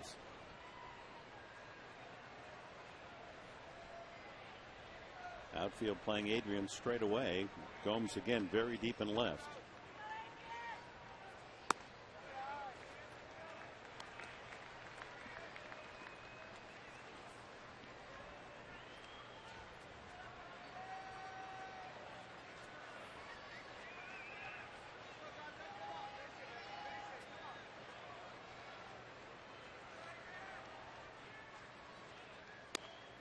2-1. So the Giants go home now to finish their season. They'll play Arizona Tuesday, Wednesday, Thursday, while the Cubs are here for 4 games. That's when San Diego will make up that odd game. And then, of course, the 3-game series in San Francisco next weekend. Another strike at the knees. 2-2. So Bailey's that's a good pitch. A lot of people are booing, not liking that call, but that's a pretty darn good pitch. And Bailey, the last couple of pitches have worked consistently and aggressively down in that strike zone. Yeah, that's a strike. It was caught a little low, but over the plate that was coming on a downward plane. So 2-2 to Gonzalez. That's 100 pitches now for Homer Bailey. With 2 out here in the 6th. Venables still at first base after that leadoff blue pit.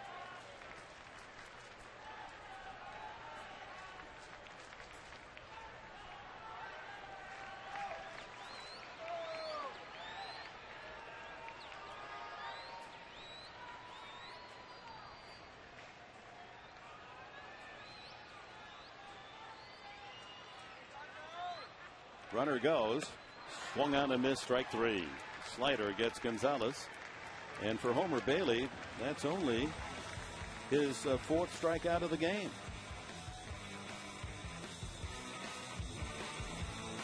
$50 Western and cheese.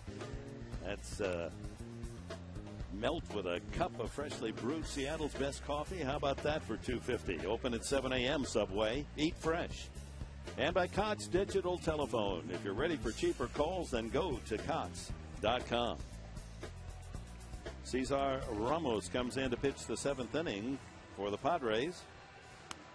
And he'll face Joey Votto, and perhaps just here to pitch to Votto, the left-handed batter, who has homered and walked, scoring, of course, both occasions. 2 home runs in the last 2 games to raise his count to 37. And then Roland and Gomes scheduled. Well, it's been a while since Cesar's been out there, back on the 16th of September against the St. Louis Cardinals. Edward Mujica takes over in the bullpen warming up. So perhaps Ramos just here to face Votto.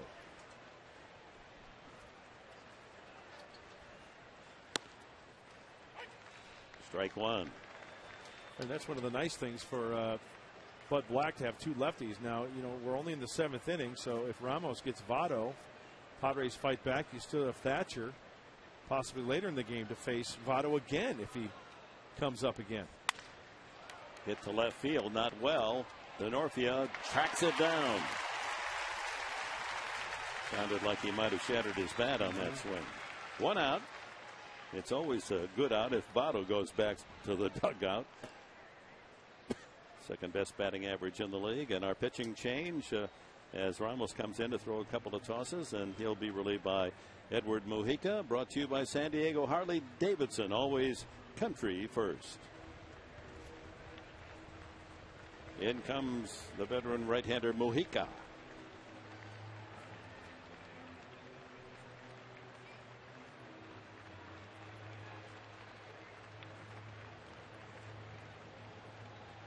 Mujica's numbers 2-1 in his 57 game appearances. Valuable in that he can pitch long relief or give you a good inning. Yeah, and it's righties all the way rest of the down of the lineup for Dusty Baker. Scott Rowland all the way down to the pitcher spot. Cincinnati Reds playing long ball today. 6 hits, only 1 single. 2 home runs and 3 doubles. A big double by Chris Heisey, making his first appearance of the series. A bases loaded double in the 4th inning off Clayton Richard that knocked in 3. Roland 0 for 3. Popped up twice and fly to right. That one nubbed up the first base side.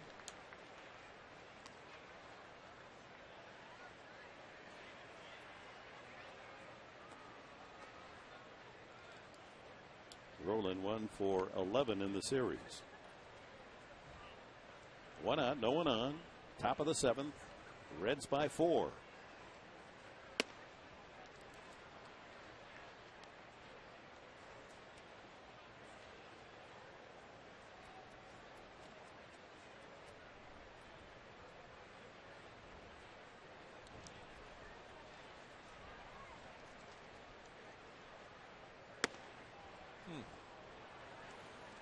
Not missing by much. 2-2 to Roland with Johnny Gomes on deck.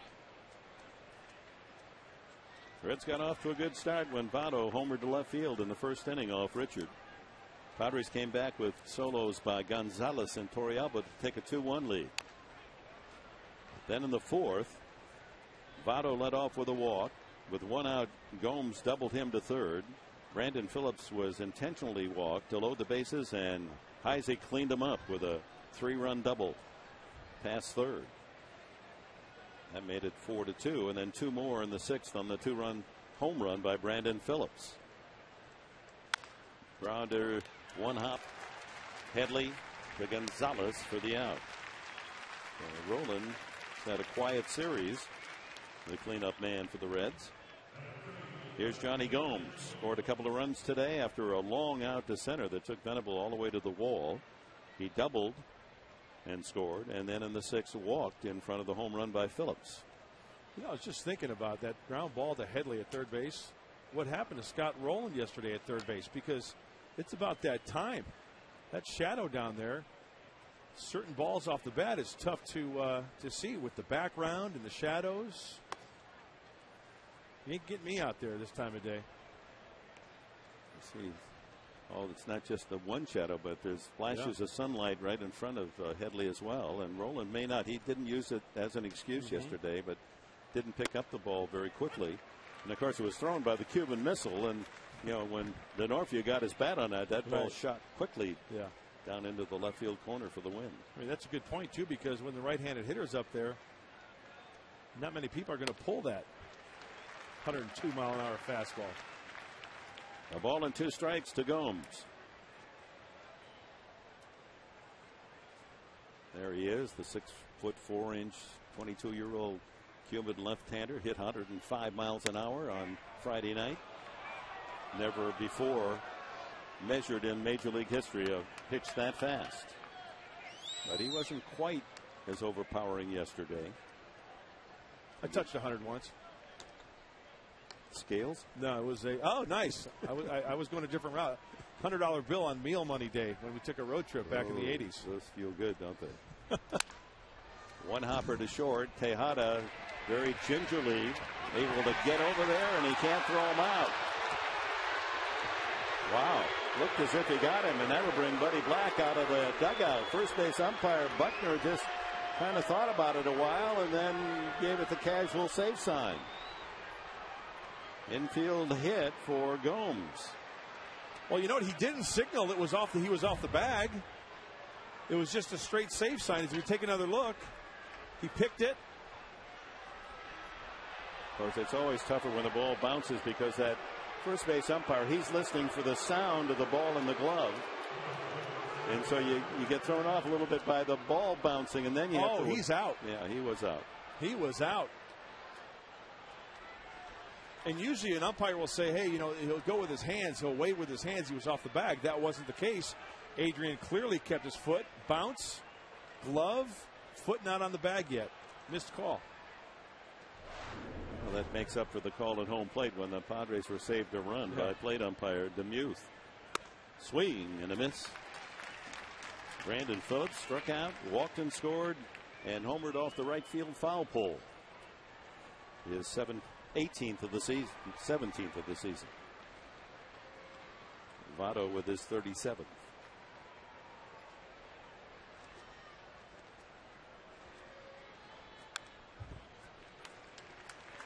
Mojica ahead on the count, 2 strikes. Looking ahead, the bottom of the 7th inning, the Padres have Ludwig, Torrealba, and Headley against, we presume, Homer Bailey, who has thrown over 100 pitches. Well, the Cardinals have beaten the Cubs, so the Reds will not be able to celebrate clinching the playoff today here in San Diego, even if they do win. They could lower their magic number to 1. Go home where the fans can celebrate with them.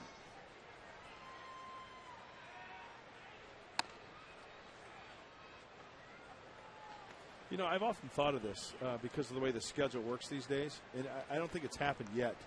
But there could be a double celebration during one game, if you really think about it. Down the stretch, a team wins, they clinch it. A team loses, but another team wins or loses on the road, clinches you a spot. It could be a wild double card, yeah. Right. It could be a double celebration in each clubhouse. Just have them pour right out on the field around home plate, set up the table, a little buffet, and a ball and 2 strikes. 2 out, runner at first is Gomes. He goes, and it's fouled away. Good sinker from Eddie Mujica.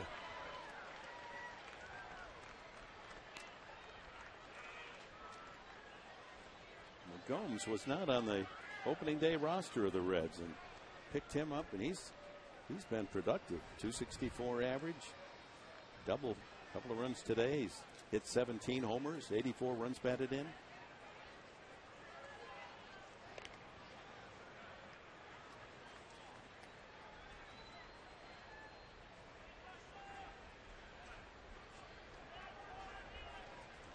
Mujica trying to hold the Reds at that 4-run advantage.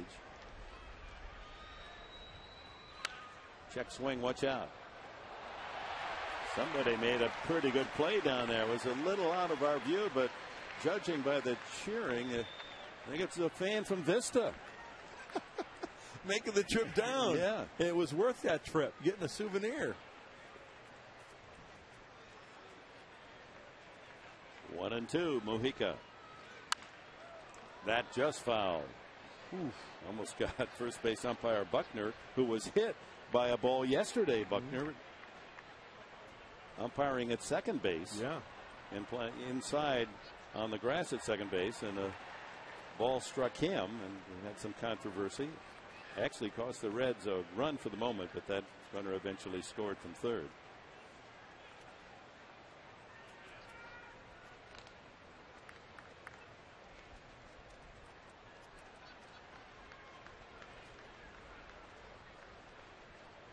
Padres got 3 innings left to hit, so it's going to be tough coming back from a 6-2 deficit, but they want to hold it right there. Torrealba held it right there, but just off the plate, 2-2. You know, Dana DeMuth, the home plate umpire, has been very consistent on that fastball off the plate. That was a ball.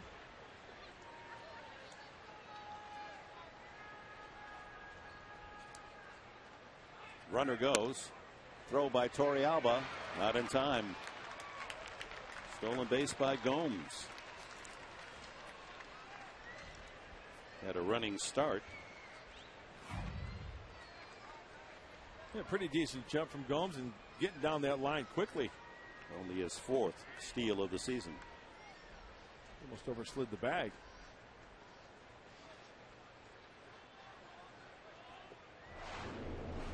So he's in scoring position now, and the count goes full to Phillips. Got him. 90-mile-an-hour fastball. Reds are out in the 7th. No runs. A questionable hit, and a man left.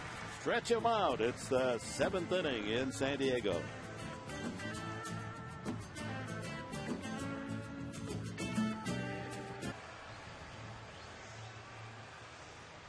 That was probably one of the best renditions I've ever heard from the commander, Dick. Very nice. Terrific. That, of course, was recorded while we were away on commercial. I didn't want folks to think that we were interrupting that special song. Well, we're ready to go here in the bottom of the 7th inning. The Padres have it in them to come up with a big rally. This is a big challenge. 6-2 Cincinnati. Brian Ludwig will start it off here in the 7th. Torrealba and then Headley. Willie Bloomquist goes into left field for Gomes.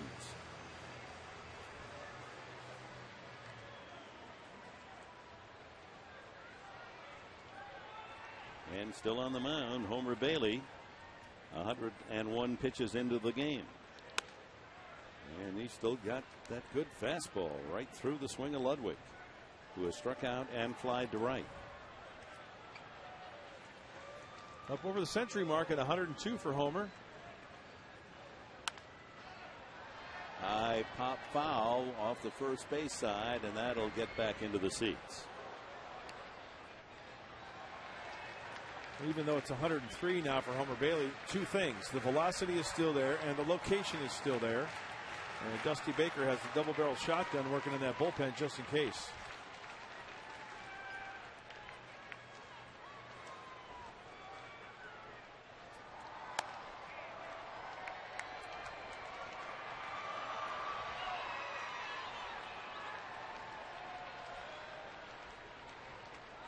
Ludwig won for the last 16.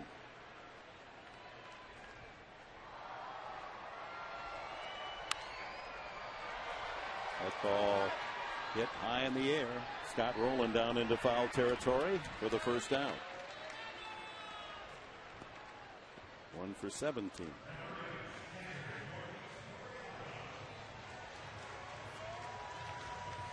Torrealba homered 428 feet into the Padre bullpen his first time up.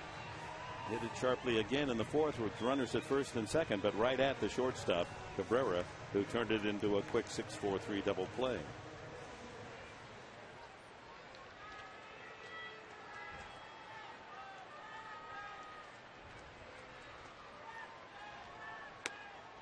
Boy, that curveball is still biting, isn't it? Yeah.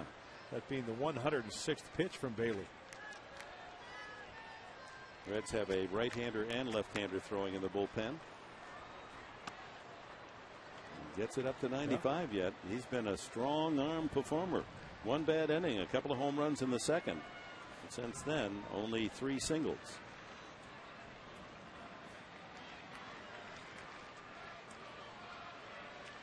Five hitter for Homer Bailey.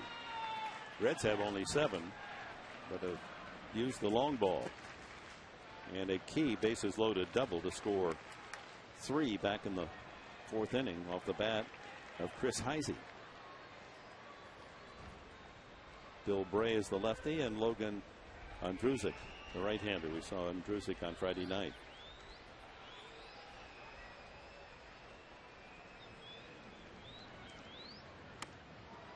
He chased, and down goes Torrealba on a slider. 5 strikeouts for Bailey.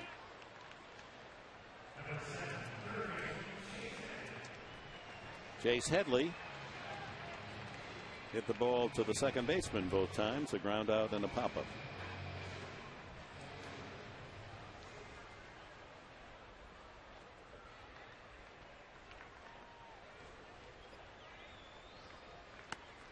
Well, he's free and easy, isn't he? Yeah.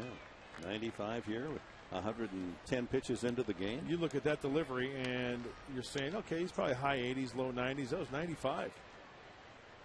Good looking delivery from Bailey.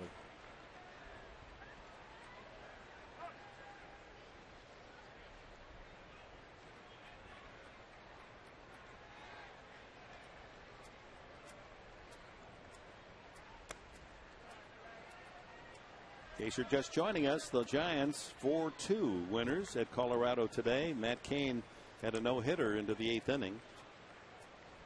The Giants a half game behind the Padres at the start have put the pressure on. Padres don't come up with a rally. They're going to be back. The Giants in first place. That one fouled back and out of play. 1-2 to Headley. The Cincinnati fans, the Cardinals edge the Cubs 8-7. So if the Reds should win, their magic number will be down to 1. And they'll go home 3 against Houston, 3 against Milwaukee. Will be a chance for the Reds fans to celebrate the playoffs as Headley goes down swinging, and Homer Bailey seems to be getting better as the game wears on. 113 pitches. He strikes out 2 in the 7th inning. It remains 6-2.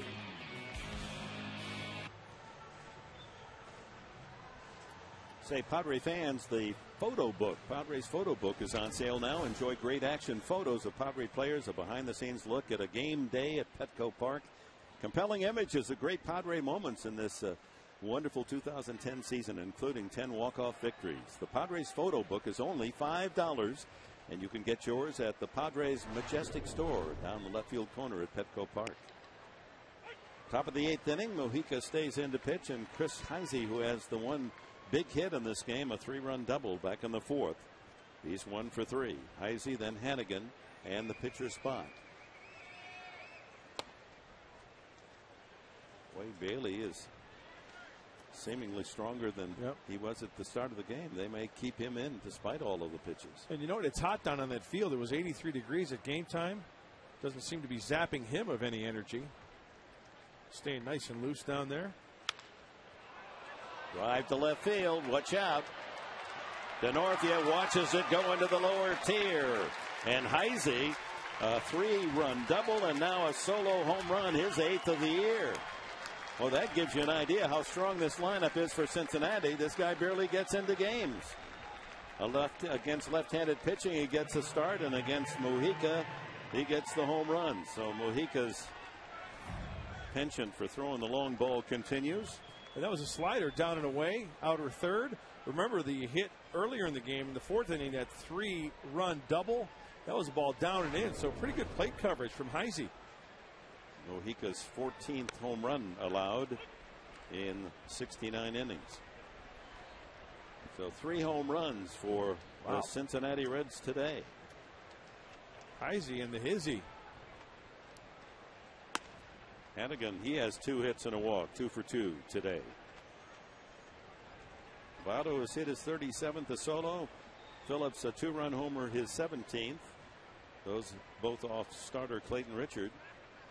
And now Mujica gives up the Heise home run. Leading off the 8th inning, it's 7-2 Cincinnati.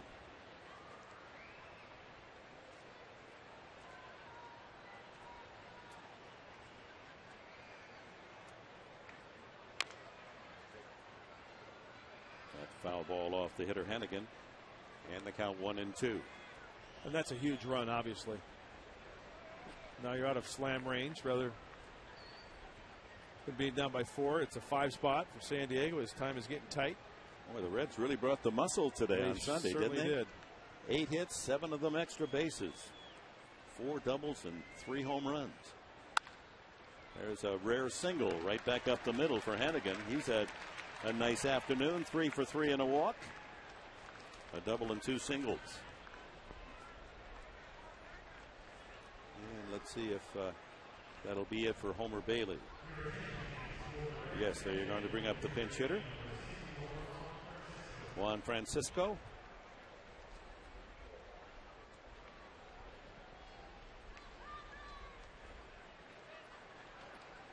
So a home run, a single off Mujica, and that brings Buddy Bell out of the dugout. But Buddy Black, we got a Bell out there in the bullpen. Back in the old days, Buddy Bell was an active player in the American League. Well, this pitching change brought to you by Discount Tires. Stop by for a free tire inspection and air gauge. Remember, if you're not happy with one of their tires, feel free to bring it back. Park, where you can enjoy a wonderful evening, happy hour, 7 days a week. Stand with breakfast aren't bad there either. Francisco is 5 for 21 as a pinch hitter, a home run, and there's Adam Russell's numbers as he appears in his 12th game. Big 6'8" right-hander. We were chatting with him the other day. He said, you know, if it hadn't worked out, not pretty good tight end size. Oh yeah, 6'8" and 260. And I'm sure he could run a little bit as well. I saw him running in from that bullpen. He'd be able to. I'd like to time him in the 40. So Francisco in the shadows. Russell pitching from the bright sunshine, high at 94. 15 2/3 innings, just 11 hits allowed, 4 runs. Russell's problem with hits is the fact that often his sinker is so good that they pound it in the ground and it's an infield hit. 1-1 with Hannigan at first base. No one out here in the 8th inning, and a run in on the solo shot by Chris Heise.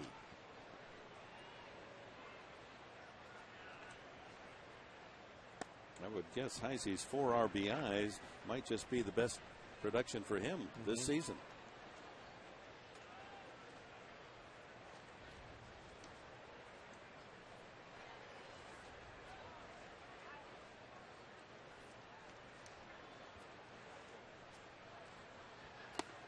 Three and 1 to Francisco.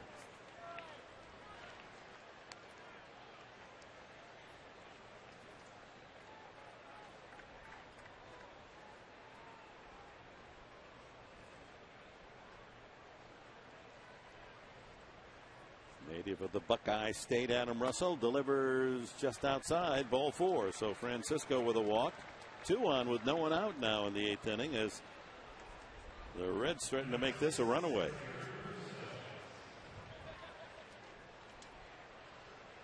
Top of the order, Drew Stubbs steps in.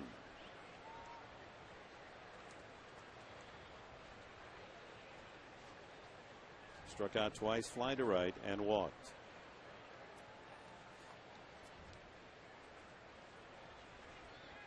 The walk to Francisco, the 6th of the game. Stubbs with a bunt, but better hurry, he can run. And he hit him in the back with a throw, does Russell.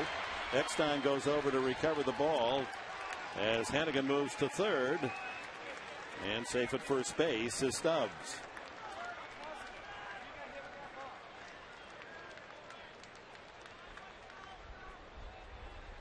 They have not flashed. They're going to call that a single and an error. A single for Stubbs. That's kind of surprising. If the throw had been a good throw, they had him. Well, let's see where the runner is. Is he on the grass? He's out of the runner's box. He should be banged. He should be out. You've got to run in that runner's box. He was on the grass. The problem, though, Mark, was did he get to first base before the throw hit him? It was a bang-bang play. Bunt single for Stubbs. And the runner moves to third on the air. Now watch, it's before he he's well before the bag, so. Yeah. He was inside the 3-foot lane. Right. He should have been called out. Bases. On the play, bunt single. Run comes in from second, Hannigan. Moving to third, Francisco on the air. Obviously no RBI.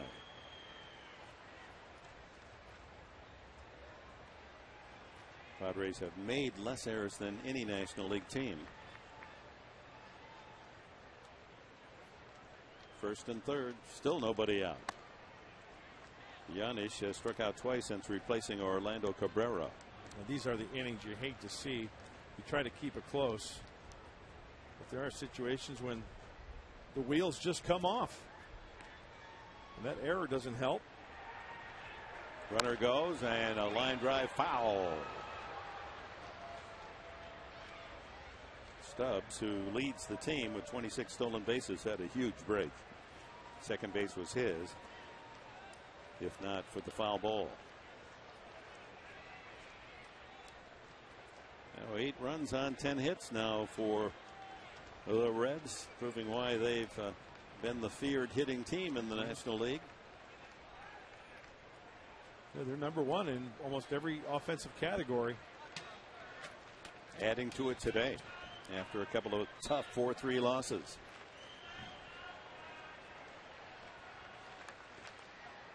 All started this 8th inning with a home run by Heisey.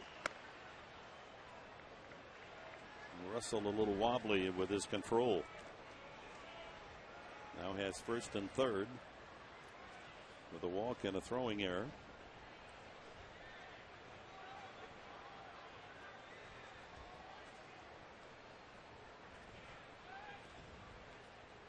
Whoa.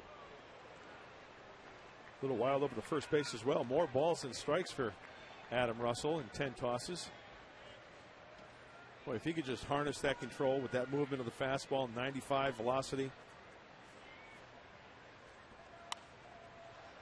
Foul back.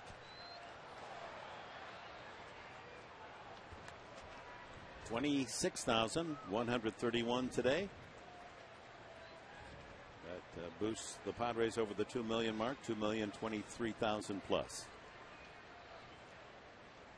14th year in the last 15 they've drawn at least 2 million.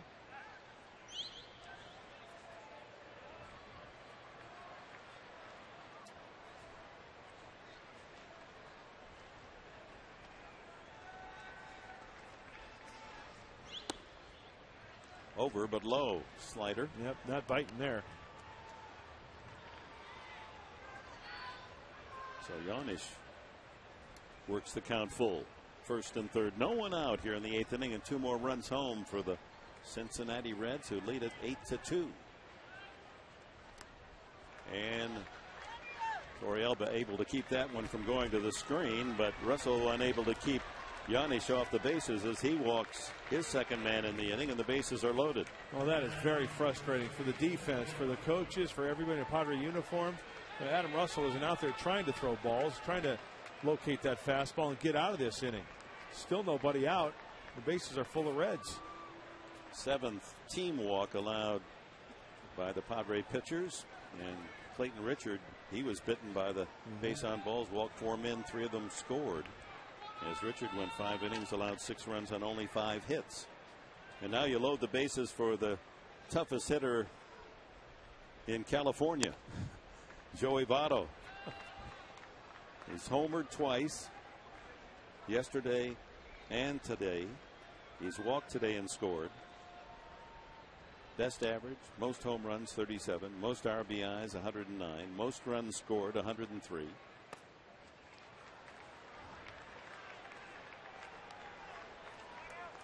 Looks like Russell might want to pitch around him.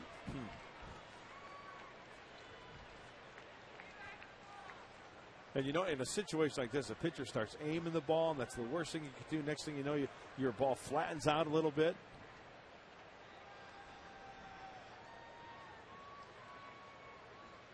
Votto ready to pull the trigger, bases loaded, and he hits that ball to left field for a base hit.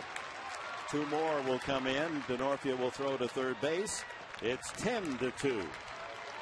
Votto raises his RBI count to 110. Where does that stand in the National League race? Well, Cargo up in Colorado, Carlos Gonzalez led with 114 starting today, so Votto only 4 behind to win the RBI title this year. 3 more RBIs today. He had 2 yesterday. So Russell comes in for Mojica with a man on first, walks Francisco, throws the ball in the back of Stubbs for an error, walks Giannis, and now gives up the 2-run single. Still no one out. And cleanup hitter Roland, who's due. He's had a long series. 1 for 13.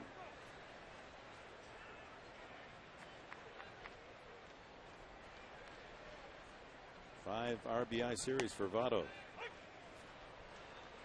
You see the movement out of the hand of Russell. Tremendous movement at 95. Throw the ball down the heart of the plate. Let the ball do the work. Take your chances that way.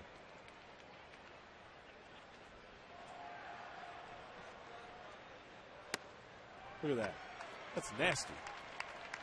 I mean, you probably heard this a long time ago. There's no defense against the walk, right? You can't defend the walk.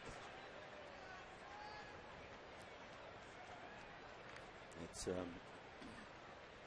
what has driven more than one manager. Oh yeah, a little loony. Those base on balls.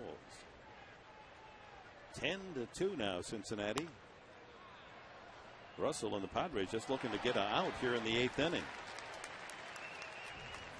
4 runs in, still no one out, and runners at first and second. Giannis at second, and Votto with the 2-run single at first.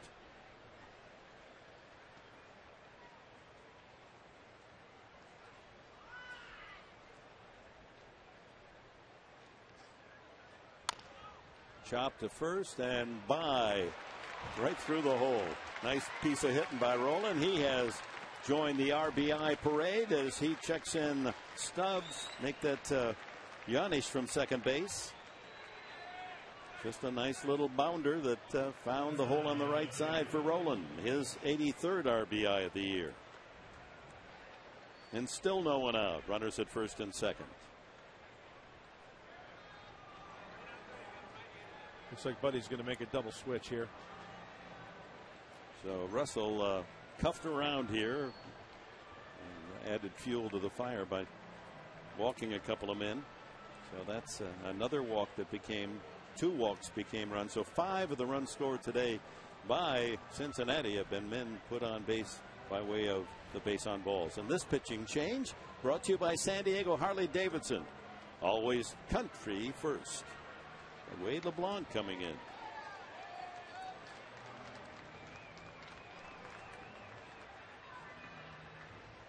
Lupke, the left-hander, coming in. Create your dream yard today. Visit rcpblock.com. Former Ohio State Buckeye. Called up in the September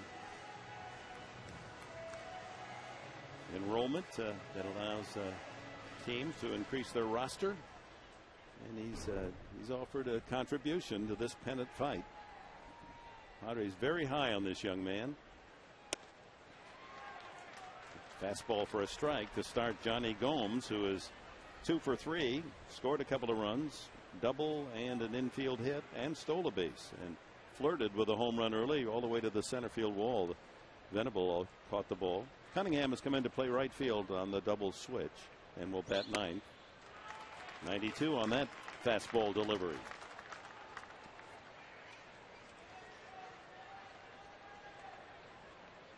Sorry, Bloomquist now batting in this spot with he replaced Gomes in the last inning defensively. Well, what Corey Lupke needs here is a quick inning to minimize the damage. Down 11-2. Hopefully nobody gets hurt. Misses outside. Pretty good pitch. Well, it's a job for relievers when they don't get a lot of work, especially down the stretch, to stay sharp in that bullpen. Of course, Lupke used as a starter at Portland through the year, getting some work in. 2-2. 4 runs have scored here in the 8th inning. 2 men on and still no one out.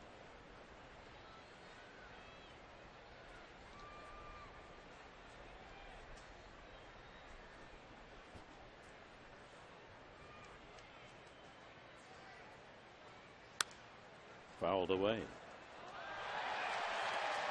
And another catch made by a fan. Brought his glove, sitting in the first row, second tier. Fan from Little Italy, you know. Yeah, it's walking distance. Trade that one in for a pizza. Absolutely. Let's take a look at the grab. Going to his right a little bit and making the grab. Nicely done, sir. For a San Diego cap. 2 for 8 is Bloomquist since he's been called up.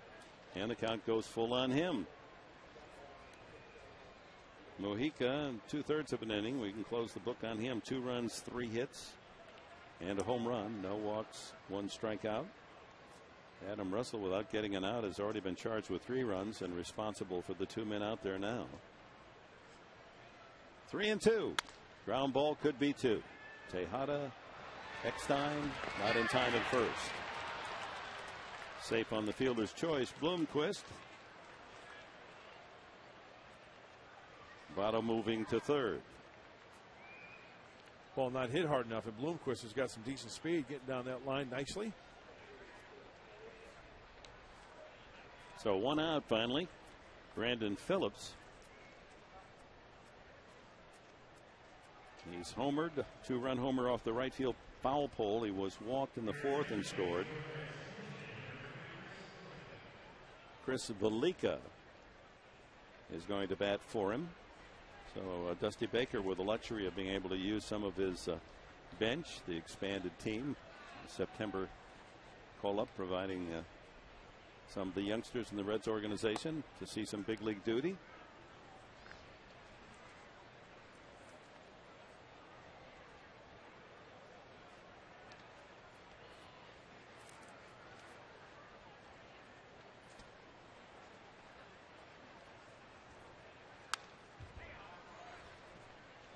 One ball and 1 strike.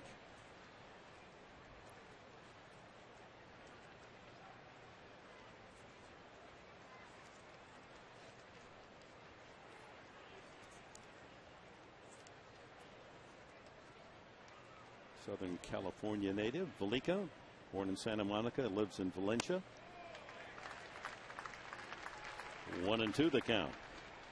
Graduated from Hart High School out in Newhall, and then attended UC Santa Barbara.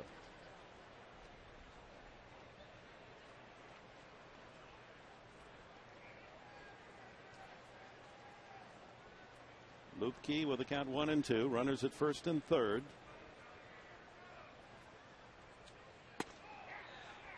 Runs that fastball inside. 2-2. Is there anything better than being around your big league manager dad? There's Darren Baker, the son of Dusty. And remember, Darren was the kid that J.T. Snow rescued at home plate in the World Series. And boy, how he has grown. 3-2.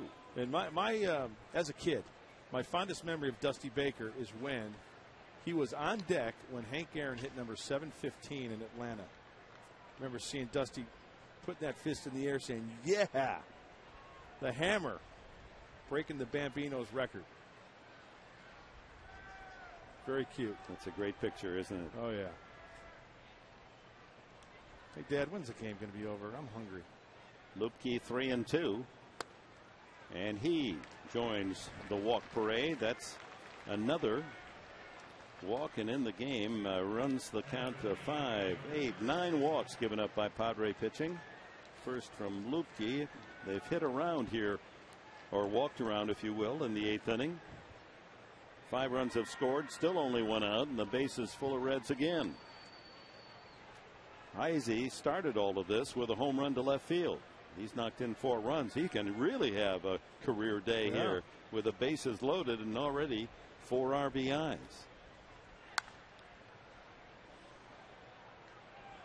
He ripped that double inside the bag at third with the bases loaded in the 4th, and that gave the Reds the 4-2 lead that they've not relinquished.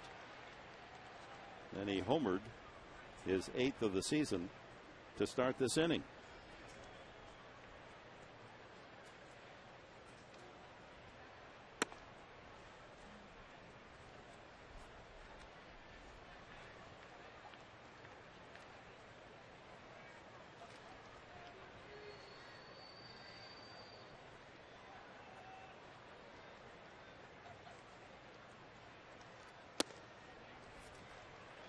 All around the plate, but not hitting the corners. 2-1 now to Heisey. Well, now the shadows are all over the place, huh? The shadow knows. That's going way back. Lamont Cranston. Oh, glove by Lupke. Now he throws home and throws it away. Had a double play ball, second guessed himself. Decided he should have gone to home plate in the first place. And another run scores. Now this has become ugly, and the fans express their displeasure. Goodness. I mean, that's just a matter of a young guy not thinking. On a comebacker with the bases loaded, you think home to first double play. He wheeled to throw to second. He said, oh, no, I'm not supposed to throw it there. I'm supposed to throw it home. And then he hurries to throw and misfires. 2 errors in the inning, both by pitchers. Adam Russell with a throwing error into the back of Stubbs. So it's a fielder's choice, RBI, and error. And Corky Miller now will pitch hit for the catcher Hannigan. Still 1 out. This may be the worst inning of the entire season. This is like the spring training inning. Well, what the Gorman Thomas is going on with this guy? Look at that. This guy's a ball player. He can play for me any day. Mustache like that, big old burly right-handed hitter, just gripping it and ripping it. Look at the britches on him. His pants don't even fit.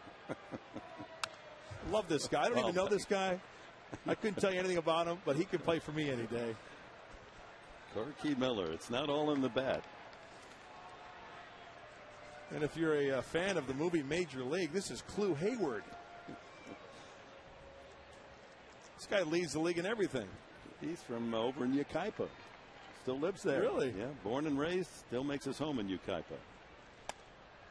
So he's got to have some friends and family around. This is a big moment for him. Then a long-time minor league player. I wonder if he's in the pest control business in the offseason. He's 34 years of age. Former White Sox property. Foul tipped, and strike 3 for Corky Miller. Finally, the second out, say these fans.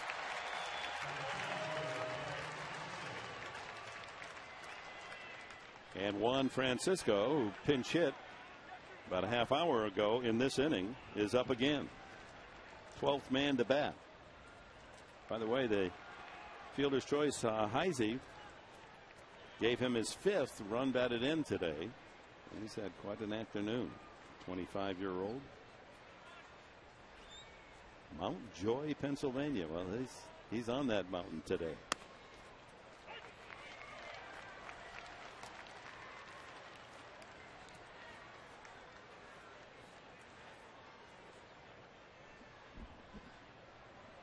Joey Votto scored 3 times today. 12-2. The Redlegs putting the pounding on the Padres.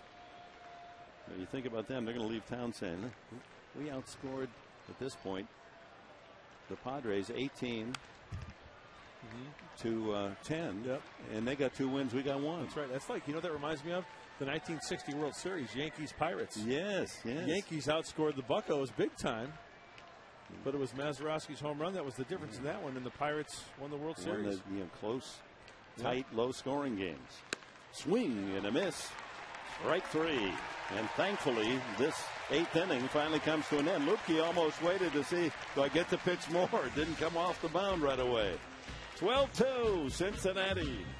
Irving Hughes, life is a lease. Negotiate well. Thinking about my old broadcast partner, Don Drysdale, when the Angels would have an inning like that. And, they had a lot of those. I'll bet they did. Don would start going ding, ding, ding, ding, ding. And I said, what are you doing? He said, that's the truck backing up. Ground ball on the right side. Denorfia first ball hunting, and he's out 3-1 as the new pitcher is Logan Andrusek. So Homer Bailey goes 7 innings, 2 runs, 5 hits, 1 walk, and struck out 6. Stands to win his 4th game of the year. Aaron Cunningham inserted on the double switch in the last inning. He comes up for the first time for the Padres.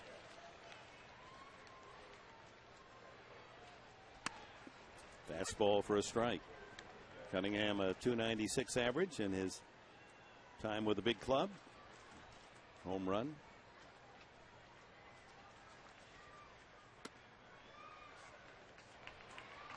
Francisco stays in the game at third base. Felica at second. Cairo now playing first base, and Miller behind the plate for the Reds. It is like a spring training game. It is. 7 to go after this for the Padres. 6 left for Atlanta. Atlanta lost today, so that is the good news. The Padres still ahead of the Braves in the wild card race, although they'll fall out of first place. Cunningham strikes out for the second out. See, that's the great thing about the wild card race. I mean, I'll be quite honest with you. When it first came out, it was like, wait a second, come on, wild card. But then it creates a whole different division. It gives your team a chance. Yeah, remember, we grew up. One team qualified from the National League and 1 team from the American League. You go right into the World Series now with a playoff situation. 8 teams have a chance, 4 in each league, to battle for a spot in the World Series. Tony Gwynn getting a chance to hit and will stay in for Venable. He fouls it back. Venable went 1 for 3.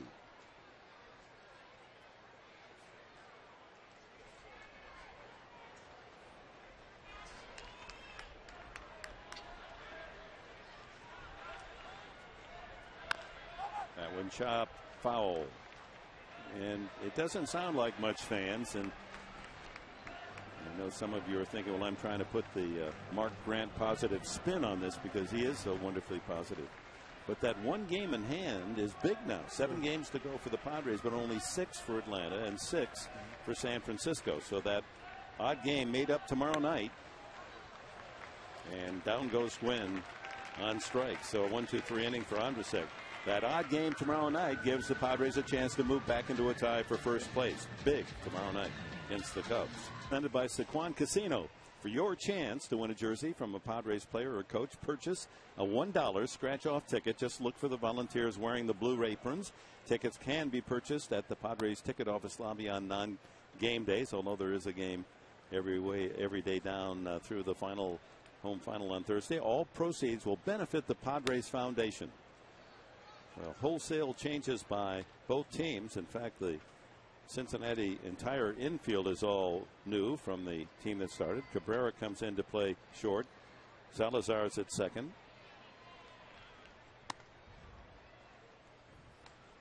Chris Stewart is behind the plate. Mike Baxter at first, and Gwynn in center field.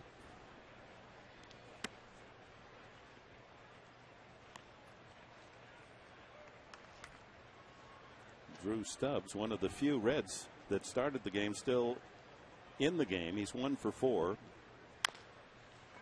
Chops that one to third. Headley across. And he's out, or so called that by umpire Buckner. Nice pickup by Baxter. Absolutely. He ate the whole wheel of cheese over there at first base. Not in Spanish, Baxter. Come on. That was a nice pick over there. Did you think he got his first RBI, Major League RBI on Friday night? Did you think he was safe there? Yeah. But I think everyone's ready to go home. Dinner reservations? Yeah, this is one of those spring training games. Don't tie it up in the ninth.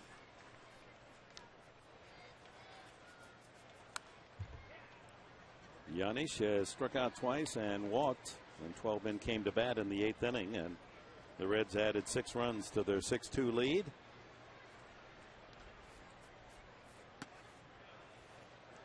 Padre fans haven't been put through this kind of punishment often at Petco Park. The opposing team running up double figures.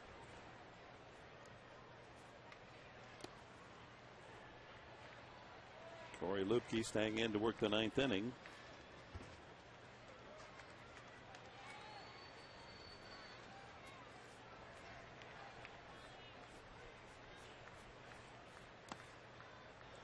Skips another pitch in. It's 3-2. Got the last 3 men he faced in the 8th inning. Trying to get out of the inning.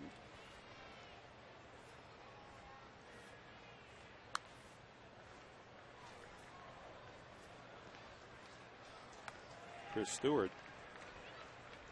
That inning is really going to put a dent in his ERA, allowing 4 earned runs and no outs. High fly ball. Gwynn in center field for the out.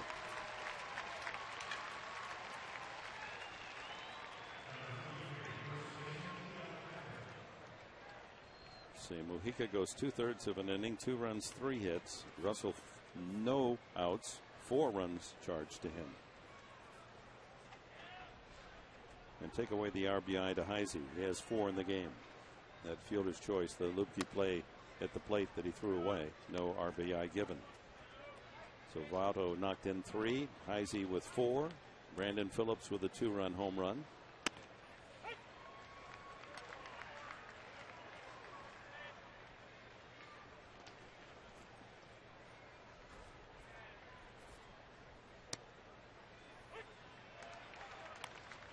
Well, for Miguel Cairo, who's hitting right now, he's playing for his 9th major league team. He's got still a ways to catch up to our guy, Matt Stairs. Matt with a dozen. Matt saying that he's enjoyed himself so much this year, and he hopes that he can come back next year. The Padres will sign him. You know, he's their emergency pitcher. That's right, amongst everything else. He's thrown 12 side sessions this year for Bud Black and Darren Balsley. Now, weren't for the fact that the Padres have extra pitchers because of the September call-up, this is the kind of game where we might have seen Stairs. No question.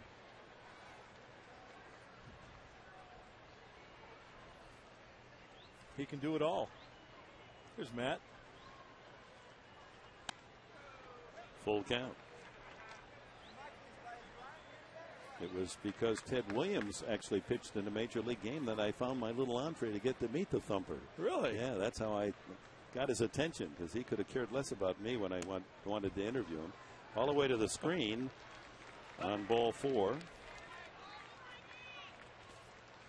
Did you meet him down by the bullpen or something? No, so first-year Angel announcer, and Williams was managing Washington, and I knew that he didn't want to do any interviews. He'd already been worn out because they'd gone through the whole league, and now they got to Anaheim, and I had to interview my hero, pregame show on radio.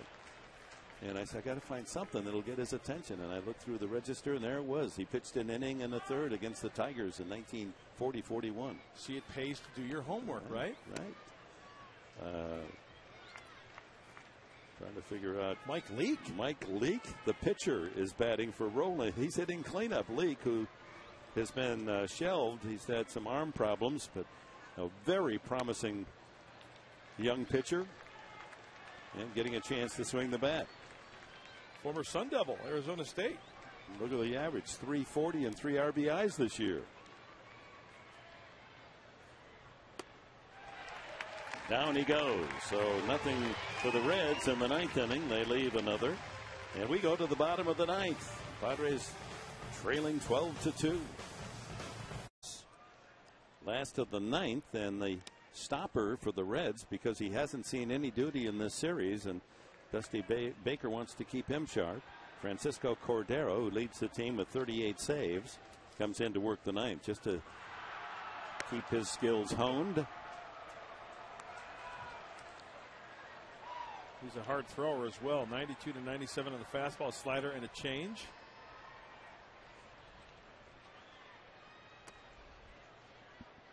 Two balls and a strike to Salazar.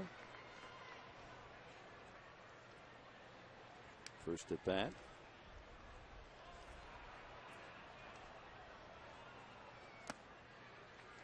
Three and one.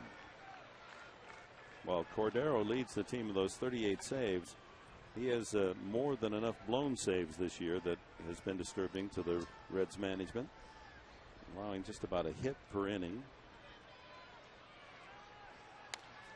Fouled away. Cabrera on deck.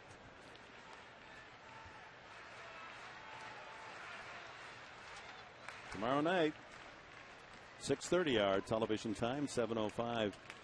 First pitch is Tim Stauffer will go against Carlos Zambrano. That one popped into foul territory and out of play.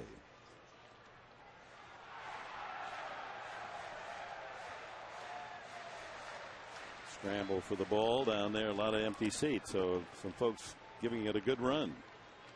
There it is, and souvenir to his young son, we would presume. Ground ball to the shortstop. Salazar hustling all the way, but is out 6-3. Giannis to Cairo. Giannis to Cairo, that's about a 12-hour train trip, isn't it? It is, yeah. And a nice dining, nice dining car. On the express, oh, right. 12 hours. Yeah. A couple stops is about 15. You get to see the pyramids. Oh, yeah. Have you ever been there? Get a window seat. Yeah, I have. I climbed the pyramid. Really? Yes. Foolishly. Cabrera takes a strike on the inside corner. He bats for the first time. That was mid-70s. I took a solo trip.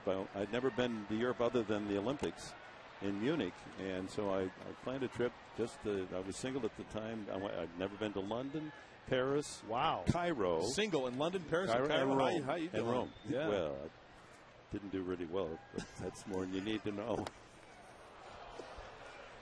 but I did. I mean, there was no policing at all of the pyramid area. Right. So I just decided to climb one of them. Why not? Well, I'll tell you why not.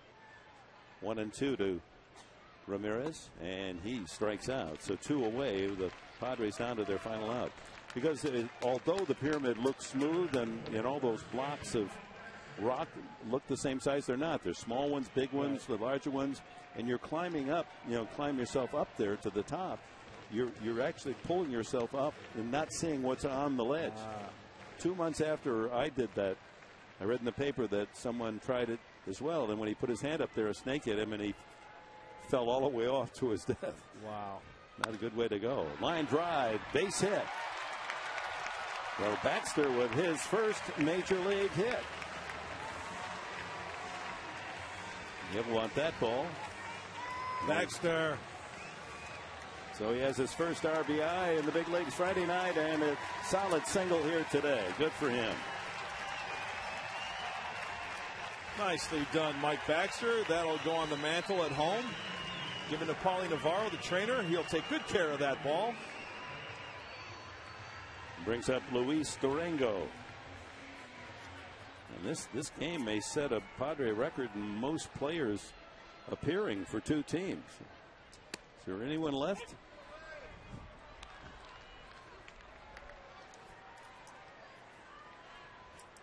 Durango with Baxter at first.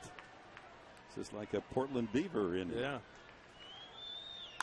Right back to the mound. Cordero fields, and the ball game is over. The Reds very impressively showed why they lead the National League in run production hitting with a 12-2 pounding of the Padres. So the Reds, magic number reduced to 1. They go home against Houston, and we send our best wishes to the Cincinnati team and Dusty Baker. A lot of Southern California ball players on his team. Good man Baker, and it seems quite apparent now that they will be the National League Central Division champs. Well, the Padres do get 2 out of 3. They still remain a half game there. Baker with a wave off to Buddy. But they still have a half game lead on Atlanta for the wild card. And they fall into second place, a half game behind San Francisco. They play the Cubs tomorrow night. The Giants are idle. A win for San Diego against Carlos Zambrano, and they'll be tied for first with 6 to go. So plenty of excitement ahead here at Petco Park. And we'll be right back with the final totals as the Reds have won it today, 12-2, hotter than the weather.